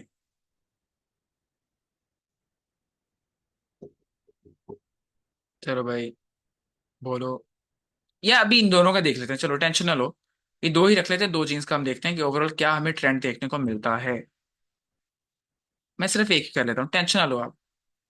डरना नहीं है, मैं इसको रिमूव ही कर देता हूँ, लो। मर ना जाओ ना यार कहीं, अभी तो आगाज है आपका कैंसर जेनोमिक्स में, फिर बद्दुआएं दोगे बैठ के मुझे। तो मैं यहाँ पे करता हूँ जीन इज इक्वल टू, और यहाँ पे मैं नाम लिख दूंगा जीन का, और जीन का नाम क्या है, दैट इज TP53। सिर्फ अभी मैं एक जीन को लेकर चल रहा हूँ, तो ये फिल्टर लग जाएगा इसके ऊपर। और सही है। अगले स्टेप में हम इसको हेड करके देखते हैं कि हमें डेटा कैसा मिलता है। चलना भाई। तो ये हमारे पास ऑलमोस्ट 6 रोज आई हैं हेड करने से, और 7 कॉलम्स। डेफिनेटली जब हेड की तो 6 रोज आएंगे, लेकिन मजे की बात यह है कि हमें सिर्फ यहाँ पे TP53 ही नजर आ रहा है। ओके, हमें सिर्फ एक ही जीन देखने को मिला है विच इज TP53। तो हमारे बार प्लॉट के लिए ये चीज काफी ज्यादा बेनिफिशियल हो सकती है। Done done done. तो अब मैं TP53 का जो FPKM वैल्यू है यानी कि एक्सप्रेशन लेवल, वो चेक करने जा रहा हूं अक्रॉस डिफरेंट सैंपल्स। तो अगर आपको पता है कि भाई हम बार प्लॉट बनाना चाहें तो बार प्लॉट के लिए हम क्या करेंगे, हम एक एक्सेस हम पहले तो लिखेंगे भाई ggplot कमांड को कॉल करेंगे। डेटा नहीं बताना, डेटा ऑलरेडी बता रखा है, तो हम यहाँ पे देंगे एस्थेटिक्स। और एक एक्स एक्सेस हम स्पेसिफाई करेंगे। एक्स एक्सेस पे मैं लेके आऊंगा सैंपल्स अपने। तो यहाँ पे आपने इन्वर्टेड कॉमास नहीं देने, हट यहाँ से। ओके, तो एक्स एक्सेस पे मैं क्या देने वाला हूँ यहाँ पे, सैंपल्स। और ये जो वेरिएबल का नाम है ये आपने इन्वर्टेड कॉमास में नहीं लिख देना, वरना एरर आ जाएगा। ठीक है, अब देन वाई एक्स की अगर बात करें तो वाई एक्सिस पे मैं रखने वाला हूँ FPKM वैल्यूज, जो कि एक्सप्रेशन वैल्यूज हैं। तो FPKM को मैं रख दूंगा वाई एक्सिस पे। और मैं यहाँ पे प्लस एक जियोम टाइप ऐड करता हूँ which is geom col underscore col and let's see ये हमारे लिए बनाता है कि नहीं बनाता। तो बहुत ही बेसिक सा प्लॉट मैं यहाँ पे बनाने वाला हूँ। तो ये आपको नजर आ रहा है भाई एक्सप्रेशन लेवल। अच्छा, यहां से अगर मैं आपको एक एस्टिमेट लगाने के लिए कहूँ कि डियर हजरात मुझे सिर्फ इतना बता दें कि जो आपके सामने ग्राफ बनकर आया है, यहाँ पे मैं आपको एक डिसीजन बनाने के लिए कहूँ कि सर मुझे एक रैंडम खुद से डिसाइड करें कि किन किन सैंपल्स में कैंसर ज्यादा है या कैंसर के अ, असरात ज्यादा हैं। आप बता सकते हैं मुझे? अच्छा, मुझे सिर्फ एक सैंपल बता दें जिसके अंदर टॉप नोस लेवल कैंसर चल रहा है। CTL4LM। CTL4LM। Okay, CTL4LM। अब यहाँ पे चेक करते हैं what is the normal TP53 value और gene expression value in like. Okay, ये चेक करते हैं, कितना चेक करते हैं व्हाट। अरे भाई यहाँ पे नहीं, इधर वापस आओ। हम यहाँ पे ChatGPT ओपन करते हैं। अपना प्यारा भाई, मेरा तो बहुत ज्यादा सपोर्टिव भाई है ना ये, मुझे बहुत सपोर्ट करता है, मेरे लिए ना सारे के सारे पाथवे डिजाइन कर रहा होता है बैठ के। ओके, सो अब इससे पूछेंगे हम क्या, कि भाई हमें बता दे जल्दी से that what is the normal expression FPKM expression. Okay, expression value या what is the normal expression range. Okay, what is the normal expression range. Okay, after FPKM, नहीं नहीं, of TP53 gene. Okay, what is the normal expression range of TP53 gene after FPKM normalization? चलें, देखते हैं हमें क्या answer देता है इसका, ये कितना एक्सप्रेशन हो सकता है इसका।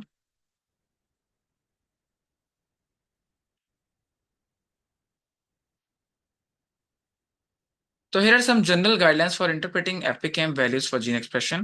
लो एक्सप्रेशन हम मानेंगे जब भी ये एक से भी कम लेवल पे जाके एक्सप्रेस करेगा खुद। सो मतलब जो आपकी FPKM वैल्यू है, अगर वो एक से कम है तो क्या कंसिडर करेगा, लो एक्सप्रेशन है। मॉडरेट एक्सप्रेशन माना जाएगा अगर ये 1 से 10 के दरमियान आता है। और हाई एक्सप्रेशन माना जाएगा अगर ये 10 से ज्यादा जाता है ना। तो अभी हमारा जीन जो है वो कितना एक्सप्रेस हो रहा है, किस कैटेगरी में आ रहा है फिर वो, हाई लेवल एक्सप्रेशन में आ रहा है ना, देखें ज्यादातर। चलिए मैं दोबारा ओपन करता हूँ वही प्लॉट। अभी देखें यहाँ पे, ये है इसकी एक लाइक मॉडरेट लिमिट 10 तक की। इसके ऊपर जितने भी आपको चीजें नजर आ रही हैं वो क्या है, चांसेस है कि भाई यहाँ पे स्ट्रॉन्ग कैंसर है। और वैसे भी डेटा तो लिया ही कैंसर पेशेंट से गया है ना, तो आपको TP53 के डिफरेंट एलिवेशन मिल सकते हैं यहाँ पे।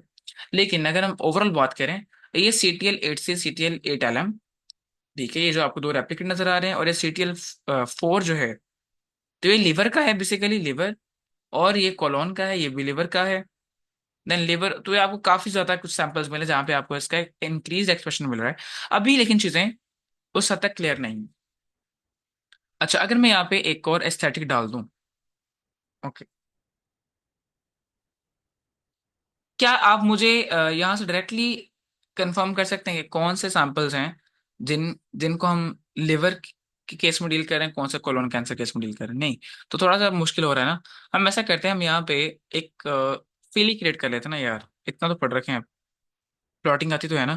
तो यहाँ पे फिल कर देते हैं on the base of cancer type,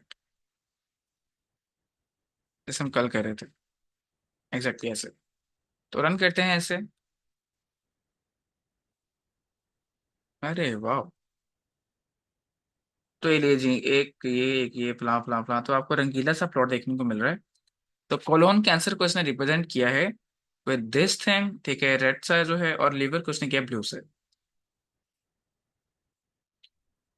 तो ये कुछ खास एलिवेशन तो नहीं है, कहीं पे लिवर के अंदर ही ज्यादा प्रोड्यूस हुआ हुआ है और या कि ज्यादा एक्सप्रेशन शो कर रहा है, और कहीं ये कोलोन के अंदर ज्यादा एक्सप्रेशन शो कर रहा है। लेकिन ओवरऑल ये कोलोन की बात करें या लिवर की बात करें, CTL8 जो है इसमें एक्सप्रेशन लेवल बहुत ज्यादा आ रहा है ना। तो ये डिफरेंट एप्लीकेट्स हैं एक्चुअल में। खैर खैर खैर, ये हमारा हो गया एक बेसिक पहले लेवल का एनालिसिस के भाई, ये जो एक स्पेसिफिक जीन है, ये कितना ज्यादा एक्सप्रेस हो रहा है क्रॉस डिफरेंट सैंपल्स, और इसकी नॉर्मल रेंजेस कितनी है, और ये उससे कितना बाहर चला गया है। और एक अगर बाहर चला गया तो क्या हमारे लिए इसको फोकस करना इंपॉर्टेंट है कि नहीं। अब आप लोग यहाँ पे क्या कर सकते हैं, ये जो प्लॉट हमने अभी डिजाइन किया, छोटा सा प्लॉट, बेशक अब देखें, ये प्रोजेक्ट्स आपके पोर्टफोलियो में कंट्रीब्यूट करने वाले हैं। तो अगर ये करने वाले हैं तो आप इसे सीरियस लेना थोड़ा सा। आप इसे क्या करें, बेशक हम इसको पब्लिश में मतलब पब्लिकेशन में नहीं लगाने वाले, लेकिन आप इसको पब्लिकेशन रेडी बना सकते हैं, और इसको अपने रीडमी फाइल में ऐड कर सकते हैं। रीडमी फाइल में कैसे ऐड करना है, सिंपल HTML इस्तेमाल होगी, और सिंपल HTML का आप कोई भी यूट्यूब ट्यूटोरियल देख सकते हैं उसके लिए, that how to use RMD और रीडमी फाइल। देन आप वहां पे अगर उसको ऐड कर देते हैं ना, तो आपका पोर्टफोलियो बनता जाएगा। आपको किससे रिक्वेस्ट करने की जरूरत नहीं पड़ेगी, simple, very very very simple. Okay. अब नेक्स्ट सर जी हम क्या करने वाले हैं अगले स्टेप में, ये हमारा हो गया एक सिंपल बार प्लॉट, कि हम डिफरेंट एक्सप्रेशन लेवल्स को कैसे विजुलाइज करेंगे क्रॉस डिफरेंट सैंपल्स। नेक्स्ट एक प्लॉट बनाने वाले हैं जी आयशा। मैं पूछना चाह रही हूँ कि जो सैंपल्स हैं, इनमें हम्म। सैंपल जो हमारे पास डिफरेंट है वो रेप्लिकेट्स ही हैं, या फिर सैंपल जो डिफरेंट है उनमें हमने ट्रीटमेंट जो है वो अलग अलग दिया हुआ है? यहाँ पे आपको डिफरेंट रेप्लिकेट भी नजर आ रहे हैं, ठीक है। लाइक मैं आपको दिखाता हूँ, एक मिनट। यहाँ ना हमारे पास दो केसेस हैं, ये जो अभी के सैंपल्स आपको नजर आ रहे हैं, यहाँ पे कुछ सैंपल्स हैं जो लिवर के हैं और कुछ हैं जो कोलोन के हैं, सिंपल।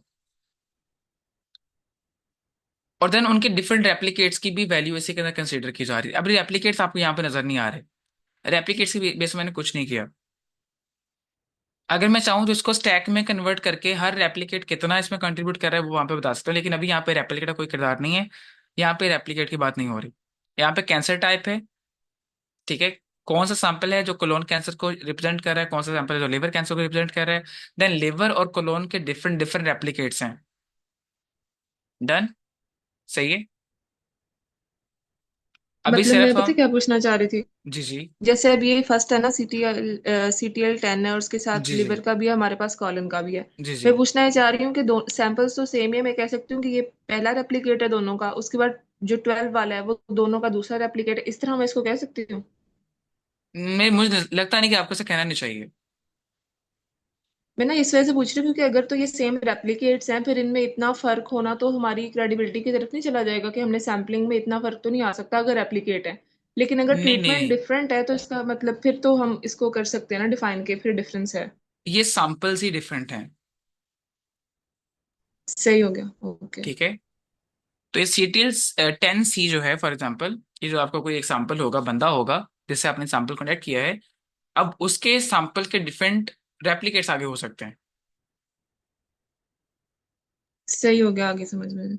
ओके, ठीक है, इसको मैं यहाँ पे कर रहा हूँ, बैक पे लेके जा रहा हूँ, और एक और प्लॉट हम यहाँ पे जनरेट करेंगे। अब ये तो हो गया ना कि भाई एक्सप्रेशन लेवल आपको नजर आ रहा है, दैट इज गुड, सही है, अकल आ रही है यार।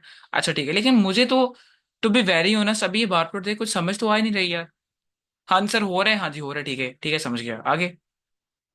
अब यहाँ पे देखें कि जो एक्सप्रेशन आपको नजर आ रहा है, कहीं कभी कभी ज्यादा कभी कम हो भी एकदम, तो ये जो डिस्ट्रीब्यूशन है ये किस तरह से फैली हुई है across different samples. Liver metastasis case में, कोलोन कैंसर केस में, ये डिस्ट्रीब्यूशन कहाँ पे जा रही है, आपको कहाँ पे नजर आ रही है, नॉर्मल है, एबनॉर्मल है? तो अगर आपको नहीं पता इन चीजों का, यार रिलैक्स रहें, सिर्फ अब जिस जो स्टेप में करने के लिए कह रहा हूँ वो करें, और लेटर में आपको इसका सारा का सारा मीनिंग क्लियर हो जाएगा, चक्कर ही कोई नहीं है। अब यहाँ पे बनाऊंगा डेंसिटी प्लॉट, क्या बनाऊंगा, डेंसिटी प्लॉट, डेंसिटी प्लॉट्स। तो ये बनेगी डेंसिटी प्लॉटस, ओके। तो ये डेंसिटी प्लॉटस बनते कैसे हैं? ऑलवेज कीप इन माइंड कि भाई जब भी आपने एक डेंसिटी प्लॉट बनाना है, डेंसिटी प्लॉट के एक्स एक्सिस पे कोई न्यूमेरिक फिगर आना चाहिए, कोई न्यूमेरिक वेरिएबल आना चाहिए। डेंसिटी प्लॉट के एक्स एक्सिस पे कोई न्यूमेरिकल वेरिएबल आना चाहिए, और उसके एक्स एक्सिस पे कोई और वेरिएबल नहीं आएगा वाई एक्सिस पे। तो आपने सिर्फ एक एक्स स्पेसिफाई करना है। देन आप उसकी फैसेटिंग के लिए उसके लाइक फिल केसेस में बहुत सारी चीजें ऐड कर सकते हैं, लेकिन अभी हम सिर्फ एक एफ पी के एम वैल्यू के बेस पे ये प्लॉट डिजाइन करने वाले हैं, विच इज डेंसिटी प्लॉट, जो बताएगा कि एफ पी के एम किस तरह से डिस्ट्रीब्यूटेड है। ये डेटा जो है एफ पी के एम का, ये नॉर्मलाइज्ड है कि नहीं नॉर्मलाइज्ड, याद करिए वो बातें कि भाई आपने एक कॉलम है ना सिर्फ, ठीक है, एक एक वेरिएबल है, आपने उसकी नॉर्मेलिटी चेक करनी है। तो मैं आपसे क्या कहता था कि भाई इसकी एक हिस्टोग्राम बना लें, जब मैंने पहले बात की थी। और जब आप हिस्टोग्राम बनाते हैं, देन एक टर्म यूज करते हैं हम, कर्नल डेंसिटी एस्टिमेटर, या वो चीज जो उस कर्व को या उस हिस्टोग्राम को स्मूथ करती होती थी और आपके पास एक फाइनल कर्व बना करती थी। हम ऐसा कुछ यहाँ पे करने वाले हैं। लिसन, चिल रहो यार, कोई पंगा नहीं है, ओके। डेटा अब मैं यहाँ पे वही उठाने वाला हूँ, जीन मेरा TP53 रहेगा, इतना copy,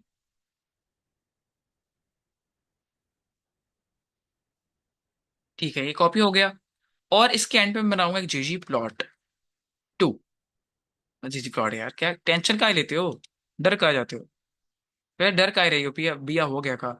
so aesthetic x axis पे मैं क्या दूंगा, एक्स एक्सिस पे मैं देने वाला हूँ भाई FPKM, ठीक है, जो हमारे पास एक्सप्रेशन वैल्यूज हैं।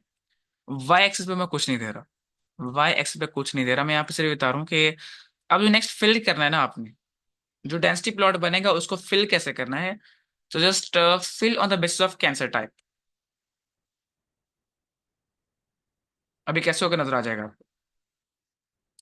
देन अब यहाँ पे जियोम कौन सा बनाना है, तो प्लस करेंगे और जियोम डेंसिटी,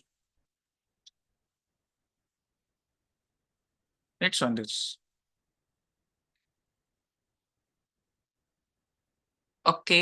अच्छा, अभी यहाँ पे एक और पंगा आ गया, पंगा ये आया है कि जो डेंसिटीज बनी है ना, ये ब्लू वाले के पीछे दूसरा प्लॉट छुप गया है तो नजर नहीं आ रहा। इसका मतलब ये ओपेक है, अभी कलर ओपेक है, इसलिए दूसरा कलर नजर नहीं आ रहा। हम इसकी ओपेसिटी कम कर सकते हैं, तो वो भी सेट कर लेते हैं, जो है ना जियोम डेंसिटी वाला कमांड जो है या एक आर्ग्यूमेंट है, इसके अंदर मैं सिर्फ एक अल्फा वाला आर्गुमेंट ऐड कर रहा हूँ, अल्फा।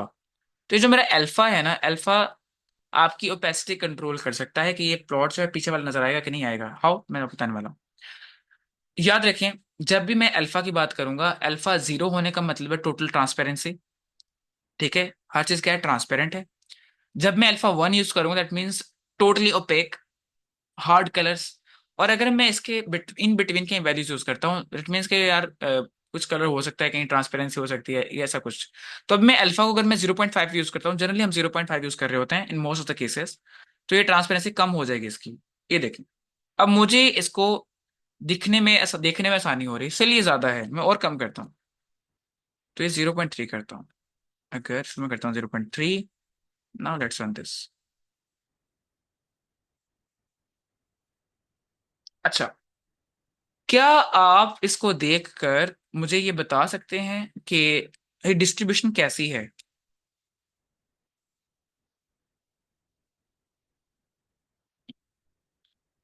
ये डिस्ट्रीब्यूशन कैसी है? एबनॉर्मल। एबनॉर्मल है। किस कैटेगरी में फॉल करती है? स्क्यू नहीं यार, राइट स्क्यूड। ये जस्ट एक सेकंड, ये स्क्यूड किसने बोला? अब तो रहमान भाई यार ऐसी बातें नहीं करनी, आ जाओ उस दुनिया से बाहर, खत्म हो गई दुनिया। स्क्यूड वाला कॉन्सेप्ट नहीं यूज करना अब आपने, ठीक है, आपने यूज करनी डेटा की डिस्ट्रीब्यूशन का जो कॉन्सेप्ट है वो। ये कौन सी डिस्ट्रीब्यूशन, ये पूछ रहा हूँ जी। आयशा, आप क्या बता रही थी अभी? नहीं, मैं भी राइट स्क्यूड ही बोल रही थी। अच्छा, अभी नहीं, ऐसा नहीं बोलना आपने। आपने पावर लॉ डिस्ट्रीब्यूशन पढ़ा था जब मैंने पढ़ाया था, पावर लॉ डिस्ट्रीब्यूशन? नहीं, I think so, lecture miss हुआ था। अच्छा, ये ना एक डिस्ट्रीब्यूशन की टाइप है। जैसे हम कहते हैं दुनिया के अंदर सभी लोग अमीर नहीं हैं, सिर्फ चंद लोग हैं जो सारे के सारे पैसे पे काबिज होके बैठे हैं, है ना। और ज्यादातर पॉपुलेशन क्या है, मीडियोकर है या गरीब लोग हैं बेचारे। तो आप ये सोच लें कि यहाँ से लेके 0 से लेके ये 20 तक वाले जो हैं बेचारे गरीब लोग, और इनका वॉल्यूम दुनिया में बहुत ज्यादा है। और जो पावर वाले लोग हैं ना, वो थोड़े कम हैं और उनके पास पैसा बहुत ज्यादा है। इसको बोलते हैं पावर और डिस्ट्रीब्यूशन। दुनिया में जितने ज्यादा अमीर हैं वो कम हैं, और जो गरीब और नॉर्मल तबका है वो थोड़े ज्यादा है, ओवरऑल वॉल्यूम का ज्यादा है। तो ये जहां तक मुझे लग रहा है, ये एक पावर और डिस्ट्रीब्यूशन टाइप कैटेगरी बन रही है। अब ऐसा कहना नहीं चाहिए, क्योंकि वो तो एक प्रॉपर यूं आपके पास स्ट्रेट कर्व वैसे बन रही होती है, तो एक पावर और डिस्ट्रीब्यूशन है नहीं। लेकिन आप यहाँ से एक अंदाजा ही लगा सकते हैं। ठीक है, मैं इसको मैंने क्यों कोट किया यहाँ पे, इसलिए कोट किया ताकि आप लोग अंडरस्टैंडिंग बिल्ड कर सकेंगे यार ये आप कहना क्या चाह रहे हैं। ये प्लॉट आपको ये बता रहा है कि ओवरऑल जो है ना डिस्ट्रीब्यूशन, उसमें ज्यादातर आपके सैंपल्स इसी कहीं रेंज में फॉल कर रहे हैं। ज्यादातर वैल्यूज आपकी नॉर्मल, आपकी जो एफपीकेएम वैल्यूज हैं, ज्यादातर एक्सप्रेशन TP53 का इसी के राउंड अबाउट है। ये 0 से मतलब यहाँ से कहीं स्टार्ट होता हुआ, 0 तो नहीं है खैर ये, तो यहाँ से लेके यहाँ तक कहीं ये ओवरऑल इसके अंदर पीक्स आपको मिल रही हैं, हाई लेवल वैल्यूज यहाँ पे। और अगर आप मुझसे ये पूछें कि मैक्सिमम आपको कहाँ पे वैल्यूज मिल रही हैं, तो ज्यादातर जो आपको एफपीकेएम वैल्यूज मिल रही हैं there somewhere between like this and this, यहाँ पे कहीं आपको नजर आ रही है। और वो हैं 11 या 12 से लेके कुछ 16-17 के दरमियान की। तो ओवरऑल आपको एफपीकेएम यहाँ तक नजर आ रहा है ज्यादा। और कुछ सैंपल्स हैं जो आपको 50 से भी इवन बियॉन्ड का एक्सप्रेशन शो कर रहे हैं। अब हम अगर इंटरेस्टेड है ना तो हम उनको निकाल सकते हैं, लेकिन यार चिल रहो। अब से प्लॉट्स है, हुए प्लॉट्स कैसे बनते हैं, और ये हमने किस तरह से लेके चलना है इस डेटा को, है ना। पॉसिबिलिटीज हमें नजर आ रही हैं कि TP53 की जो डिस्ट्रीब्यूशन है वो हमें नजर आ रही है यहाँ पे, लेकिन ये नॉर्मल डिस्ट्रीब्यूशन नहीं है, इट्स नॉट नॉर्मली डिस्ट्रीब्यूटेड। तो क्या ये ओके है, हम इसको ऐसे मान लें, या इसको नॉर्मल करें? बताएं जरा।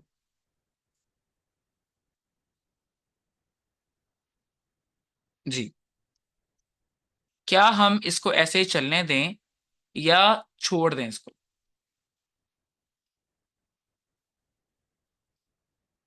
नॉर्मलाइजेशन करना होगी, देखा।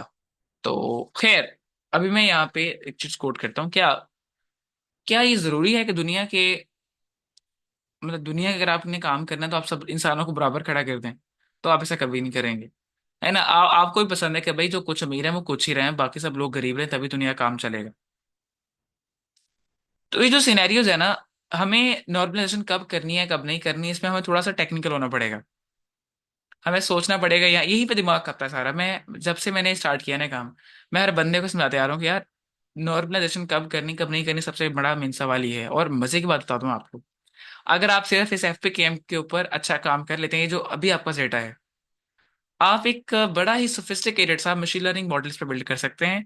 जो ऐसे आप बात कर रहे थे ना, क्या नाम है आपका, अब्दुलरमान भाई, कि आपको एक फाइनल ईयर प्रोजेक्ट चाहिए, तो आप इसको कोट कर सकते हैं कहीं। ये ना हो कि आप किसी को उठा के देंगे ये मेरा प्रोजेक्ट है और हमारे यहाँ पे आ जाए। लेकिन आप ऐसा कोई डेटा उठा सकते हैं, और आप उसके ऊपर नॉर्मलाइजेशन अच्छी करने के बाद आप उसे मशीन लर्निंग की तरफ से गुजार के एक अच्छा मशीन लर्निंग मॉडल बिल्ड कर सकते हैं। और जितना वो एक्यूरेट मॉडल बनेगा, जितना एफिशिएंट मॉडल बनेगा, आपकी उतने ज्यादा एक्सेप्टेंस के चांसेस होंगे, और मे बी आपको इसके बेस पे कोई एक फॉरेन का स्कॉलरशिप भी मिल जाए शायद। लेकिन हम ये करने वाले हैं। तो मेरी मतलब दिमाग में ये भी चल रहा है कि हम इसके ऊपर एक ML मॉडल भी बिल्ड करें, जो कि आपको क्या बताएगा कि कुछ सेल्स कैंसरस हैं कि नहीं हैं, अगर हैं तो क्या रेमेडीज हो सकती हैं, वगैरह वगैरह। मतलब शुगर लगाना ना यार, शुगर लगाने का नाम मशीन लर्निंग होता है। तो ये हो गया अपन डेंसिटी प्लॉट। अब मैं यहाँ पे एक और प्लॉट क्रिएट करूंगा, और उसके बाद हम यहाँ से फुट हो जाएंगे, and that is going to be एक बॉक्स प्लॉट। मैंने क्रिएट करा यार, बहुत कर रखे हैं, है ना, बहुत किए हैं। क्या किसी को बॉक्स प्लॉट क्रिएट करना है? नहीं करना। आपको करना है किसी को? काम की बात करते हैं यार, सीधी बात, नो बकवास। एक हीट मैप बनाते हैं, है ना, जो हमें चाहिए। अब जीन एक्सप्रेशन की दुनिया में या बायोइन्फॉर्मेटिक्स की दुनिया में आपको जो चीज ज्यादा फैसिनेट करने वाली है ना, वो है हीट मैप, और इसी की डिमांड है।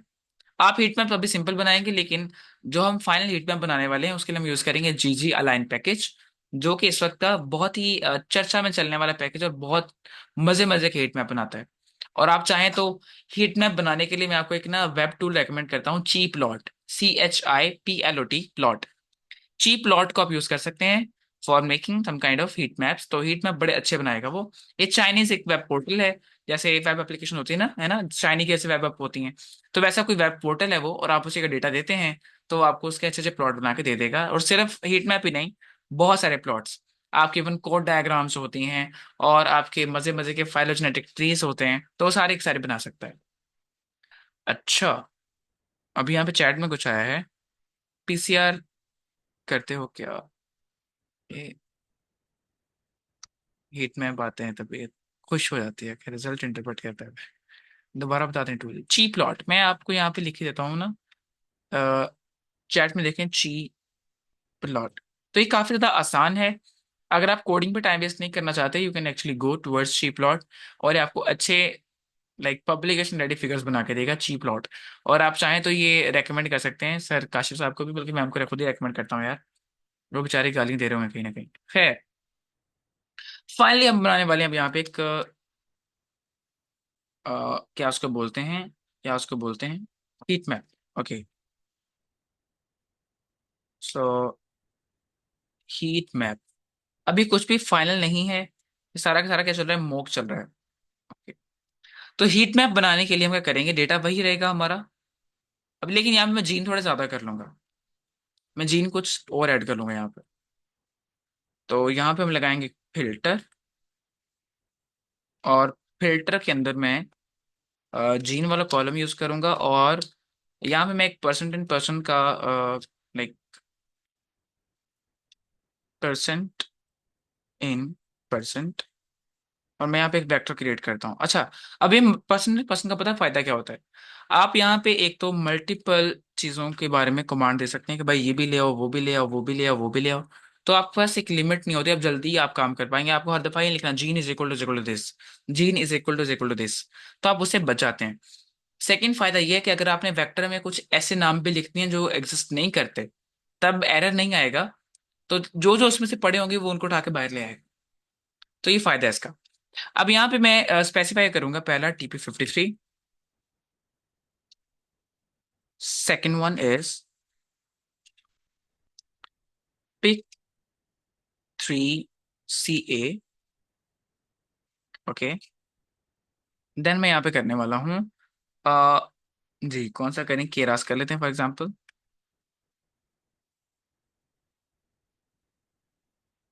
और कौन सा करें, और कौन सा करें? यार ऐसा करते हैं, एक बनाते हैं हम heat map for colon cancer, ठीक है, और एक बना लेते हैं हम स्पेसिफिकली फॉर द लिवर, ठीक है। तो यहाँ भैया भैया एक फिल्टर ये लग जाएगा।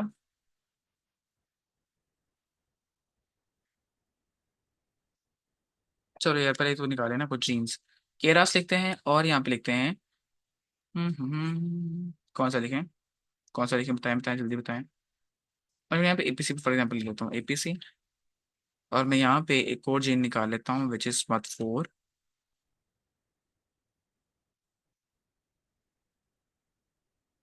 SMART4। देन मैं यहाँ पे MLH1 भी निकाल लेता हूँ। ओके, तो ये कुछ जीन्स हैं जो मैं यहाँ पे निकाल रहा हूँ। एडिशनल टू दैट मैं यहाँ पे CTNN B1 भी निकाल लेता हूँ, कैटेनिन B1 बीटा 1, ओके। और ये लीवर के अंदर पाया जाता है जनरली। देन मैं यहाँ पे कुछ और भी क्रिएट कर सकता हूँ, लाइक एक्सिन, एक्सिन 1।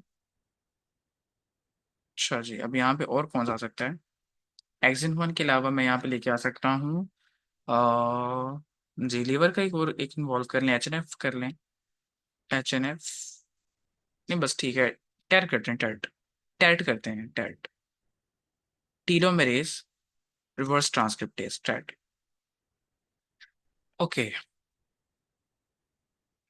अब मैं यहाँ पे एक और पाइप ऐड करूंगा, और मैं यहाँ पे लेके आऊंगा GG प्लॉट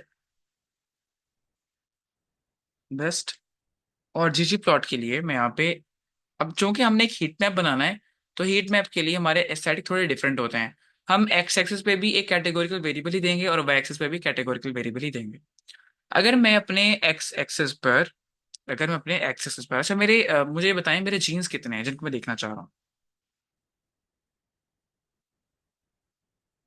कितने जीन्स हैं जिनको मैं देखना चाह रहा हूँ? एक, दो, तीन, चार, पाँच, छः, सात, आठ, नौ। और मेरे सैंपल्स कितने हैं जिनको मैं देखना चाह रहा हूँ? They are like somewhere around 20।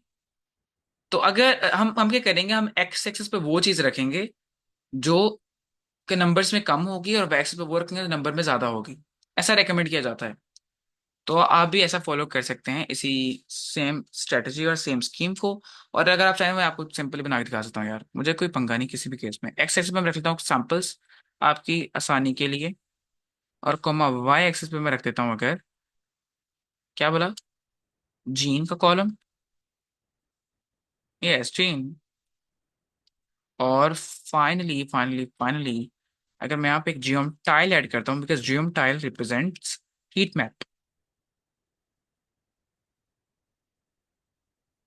Error in filter, an argument percent in percent caused by error in so of function was not found पिछली सी नहीं, इसका मतलब नाम कुछ और होगा यहाँ पे ना।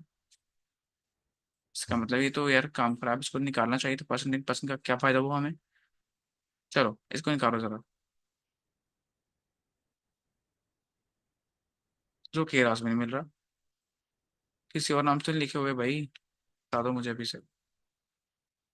इसको अगला भी नहीं मिलना फिर, इसको एपीसी भी नहीं मिलना। अच्छा ठीक है, स्मूथ भी नहीं मिलेगा फिर इसको। कैसा अजीब है यार ये बंदा। देखो देखो, मैं इसका हल दिखाता हूँ आपको। इसका हल तक है, इसका हल ये है, फाइनल डेटा समराइज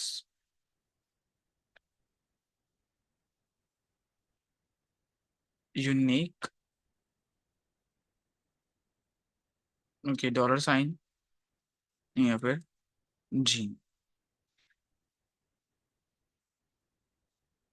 और यहाँ मैं लिखूंगा जीन्स।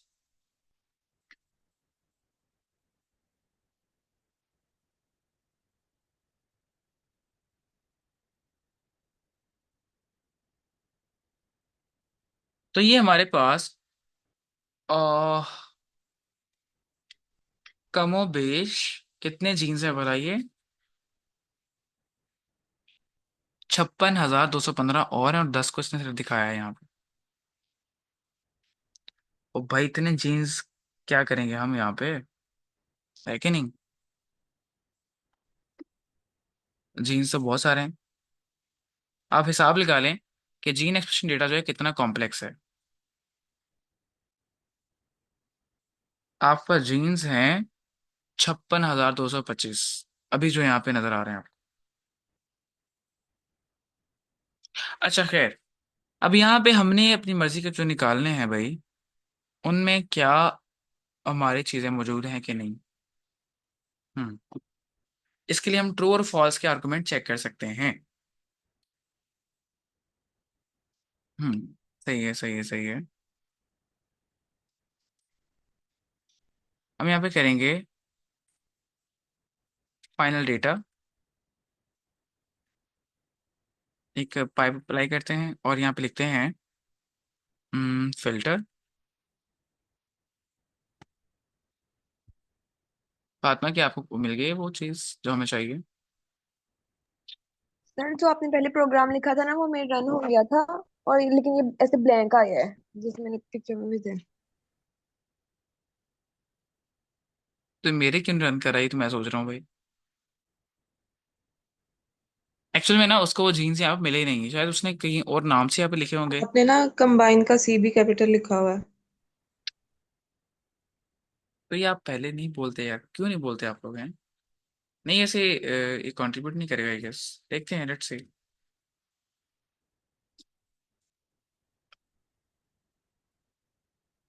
तो यही मसला था शायद।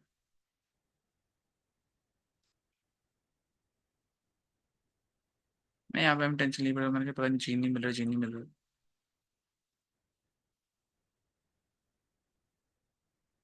1 मिनट। ठीक है, समझ गया। अच्छा, अब यहाँ पे आपको नजर इसलिए नहीं आ रही, यहाँ पे ना ग्रेडियंट हमें ऐड करना पड़ेगा शायद। अगर यहाँ पे एक काम करूँ, और पहले ये कि हमें यहाँ पे वैल्यूज भी देनी पड़ेंगी ना, एक्चुअल में हमें वैल्यूज भी देना होंगी। तो हम फिल कर देंगे on the basis of FPKM, इसलिए ये ब्लैंक नजर आ रहा है।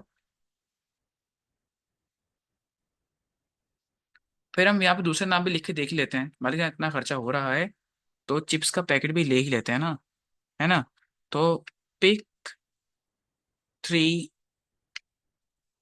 के पिक 3 CA, देन हम यहाँ पे ऐड करेंगे और कौन सा अपना Keras. Finally I am done with it. दोबारा रन करते हैं। तो ले जी इसको, सिर्फ वही मसला था, हमारे पास जो सी था ना, वो सी हमारा कैपिटल डाला हुआ था, इसलिए हमें नजर नहीं आ रहा था। अच्छा, अब यहाँ पे आपको जो हीट मैप मिल के सामने नजर आ रहा है ना, यहाँ पे इसका मतलब है कि जहाँ पे आपको कलर लाइट नजर आ रहा है वहां पे एक्सप्रेशन बहुत ज्यादा हाई है, और जहां पे आपको कलर डल नजर आ रहा है वहां पे एक्सप्रेशन बहुत कम है। लेकिन यहाँ पे इसको इंटरप्रेट करना बहुत ज्यादा डिफिकल्ट है। So what I can do, मैं इसके कलर स्कीम चेंज करता हूँ, यहाँ पे एक ग्रेडियंट ऐड कर लेता हूँ ताकि चीजें ज्यादा क्लियर हो जाएं। अरे अरे भाई, अरे सॉरी, हम अब मुझे ये नहीं करना था यार, मुझे ये नहीं करना था, हाँ ये करना था। तो मुझे यहाँ पे ऐड करना है एक प्लस सिंबल, और मैं यहाँ पे करूंगा क्या, that is scale fill gradient, scale underscore fill gradient है यहाँ पे। तो ये रहा स्केल स्केल फिल ग्रेडियंट। और यहाँ ग्रेडियंट में मैं दूंगा कि भाई लो वैल्यू मेरी क्या रहेगी। लो मैं कर देता हूँ, लो को मैं कर दूंगा सर, ये आएगी वाइट। और हाई को मैं सेट कर देता हूँ कि यहाँ पे जो हाई वैल्यूज होंगी वो आएंगी रेड या येलो। आप कर सकते हैं, हीट मैप हमारा ऐसे होना चाहिए ना, heat map is usually yellow like. ठीक है, मैं रेड करता हूँ इसको। Now let's run this one. अच्छा, अब जहाँ पे तो आपको बहुत ही वाइट वाइट सिचुएशन, लेकिन यहाँ पे फर्क भी ये भी इतना है कि आप 0 और 300 के दरम्यान चले गए हैं, है ना। तो आप यहाँ पे इसको वो कर सकते हैं, क्या नाम उसका, स्केलिंग कर सकते हैं, इसकी स्केलिंग। स्केलिंग करेंगे तो आपको वो वैल्यूज भी नजर आएंगी। अच्छा ठीक है, समझ गया।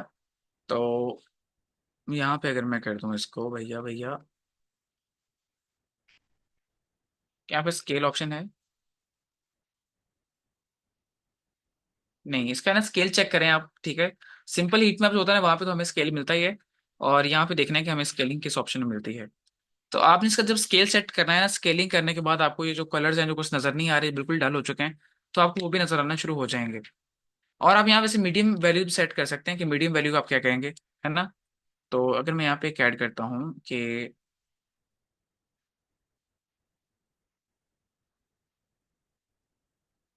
अरे नहीं वो क्या था यार, एक लो हो गया, हाई हो गया, एक नहीं मॉडरेट नहीं, खैर चेक कर लेंगे यार उसको।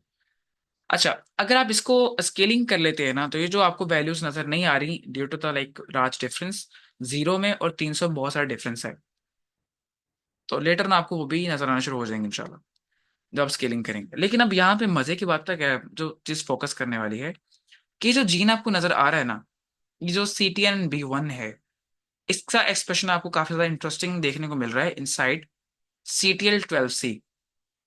और चूंकि ये जीन जो है ये लिवर कैंसर का जीन है, तो यहां से मैं अपनी तरफ से डायरेक्टली, और ये स्ट्रॉन्ग रेड सिंबल है, दैट मीन्स कि भाई हाई ज्यादा, मतलब बहुत ज्यादा यहाँ पे वैल्यू नजर आ रही है इस जीन की मुझे।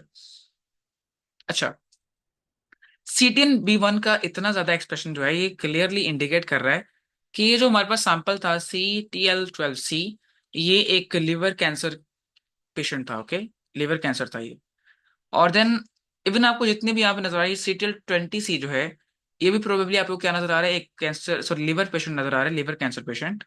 और देन ये आपको पूरी पट्टी ही कहीं ना कहीं डेफ लाइक नजर आ रही है। अच्छा, और जहां भी आपको व्हाइट सिंबल नजर आ रहा है ना, दैट मीन्स इस पर्सन को लिवर कैंसर नहीं होगा, मैं ये कह सकता हूँ। और क्योंकि इसकी तकरीबन व्हाइट सी आपको बैंड शो हो रही है। खैर खैर खैर खैर, तो ये हो गया अपना हीट मैप। और हीट मैप हमें क्या बता रहा है, हमें एट अ टाइम बहुत सारे जीन्स जो हैं उनका एक्सप्रेशन बहुत सारे सैंपल के क्रॉस एक ही टाइम पे कितना कितना है और क्या वो इनवैल्यूएबल है और हम उस पर काम कर सकते हैं कि नहीं कर सकते, तो वो सब सब चीजें हमें समझा रहे हैं यहाँ पे। सिर्फ यहाँ पे भी क्या मसला आ रहा है, सिर्फ स्केलिंग नहीं हुई।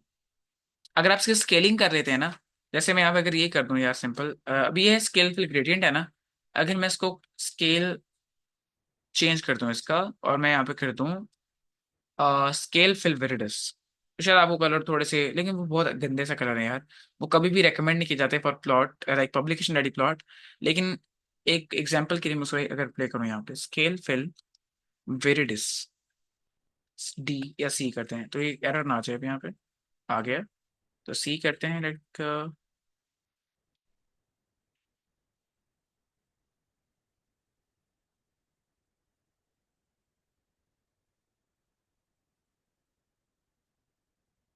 तो ये जो आपको प्लॉट यहाँ पे नजर आ रहा है ना, ये वाला प्लॉट, ये बहुत ही बकवास सा प्लॉट है। और अगेन वैसा ही ऐसा हमने पहले एक स्टार्टिंग में देखा था, है ना। तो अगर आप इसकी कलर स्कीम को रिवर्ट भी कर देंगे स्टिल ये वैसा का वैसा ही रहेगा। तो इसलिए हम इसको नहीं छेड़ रहे, और हम इसको अपनी तरफ से स्केल फिल ग्रेडियंट के केस में देखेंगे और अपना ग्रेडियंट जो है ना उसको स्केल कर लेंगे दोबारा से। स्केलिंग जब होगी तो हमें एक आसानी रहेगी चीजों को देखने में भी और समझने में भी। वहां पे से स्केलिंग का इशू चल रहा था। खैर, बायोइन्फॉर्मेटिक्स दुनिया में कहने का मतलब ये कि जो हीट मैप्स हैं वो अच्छा खासा पार्ट प्ले कर सकते हैं आपके स्टडी को आसान बनाकर। अभी यह बेसिक लेवल का हीट मैप या हीट प्लॉट, लेकिन जब आप बनाएंगे जीजी अलाइन पैकेज से वो काफी ज्यादा इंटरेक्टिव है। डेंडोग्राम जब आप ऐड करेंगे इसके ऊपर भी आप ऐड कर सकते हैं, डेंडोग्राम ऐड कर सकते हैं। लेकिन जब आप वहां पे डेंडोग्राम ऐड करेंगे कुछ इंटरेक्टिव चीजें आपको देखने को मिलेंगी, that things will be like more interesting there. अच्छा, एक और फाइनल चीज अगर मैं दोबारा से इसको लेकर चलूं वहीं पर, एक स्केल फिल ग्रेडियंट, मैं इसको एंड कर रहा हूँ बहुत जल्द, ठीक है। मैं इसको एंड कर रहे हैं, अभी एंड कर रहे हैं। तो अगर मैं इसे कर दूं स्केल फिल अंडरस्कोर ग्रेडियंट, ठीक है, तो लो पे रख दूं मैं वैल्यूज, लो पे वैल्यूज हमारी आ जाएंगी, दे आर लाइक, मैं येलो करता हूँ इसे यार, वाइट नहीं करता, येलो। एंड देन मैं यहाँ पे करता हूँ रेड, हाई वाली। हाई पे क्या आ जाएगा, रेड आ जाएगा। ओके, और मैं यहाँ पे इसको अगर रन करूँ, ठीक है, तो ये हीट मैप अब लग रहा है। और मैं यहाँ पे एक एक्स्ट्रा लाइब्रेरी इंसर्ट कर रहा हूँ which is library Plotly.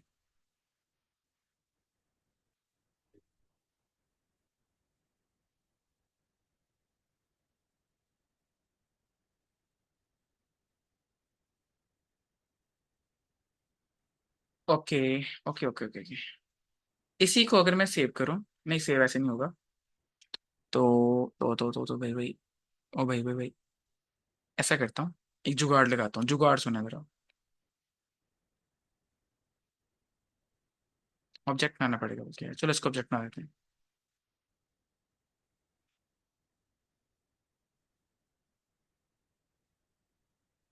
P1 less than minus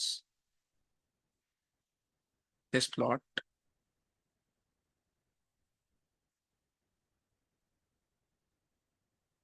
तो P1 क्रिएट हो गया हमारे पास। अगर मैं यहाँ पे करता हूँ ggplotly P1, let me check ये काम करता है कि नहीं।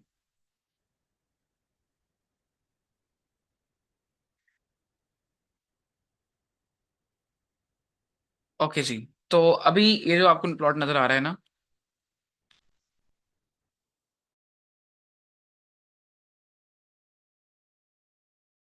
अच्छा फाइनली हमने यहाँ पे एक हीट मैप बिल्ड कर ली, और ये एक इंटरेक्टिव हीट मैप है, ठीक है। मैं इसको बिल्ड करना चाह रहा था, और मैं इसे अगर थोड़ा सा जूम कर लेता हूँ, ठीक है, बल्कि इतने काफ़ी यार जूम क्या करना।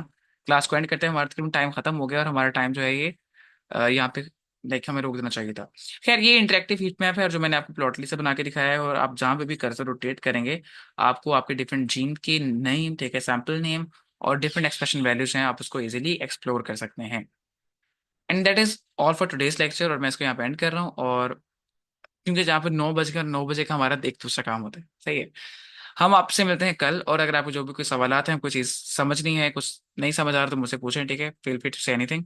लेकिन सारा कोड मैं आपको भी गिटहब पे डाल दूंगा, और वहां से आप इसको रिसीव कर सकते हैं। ठीक है, थम्स अप करिए जल्दी से, thumbs up everyone, thumbs up भाई, थम्स अप।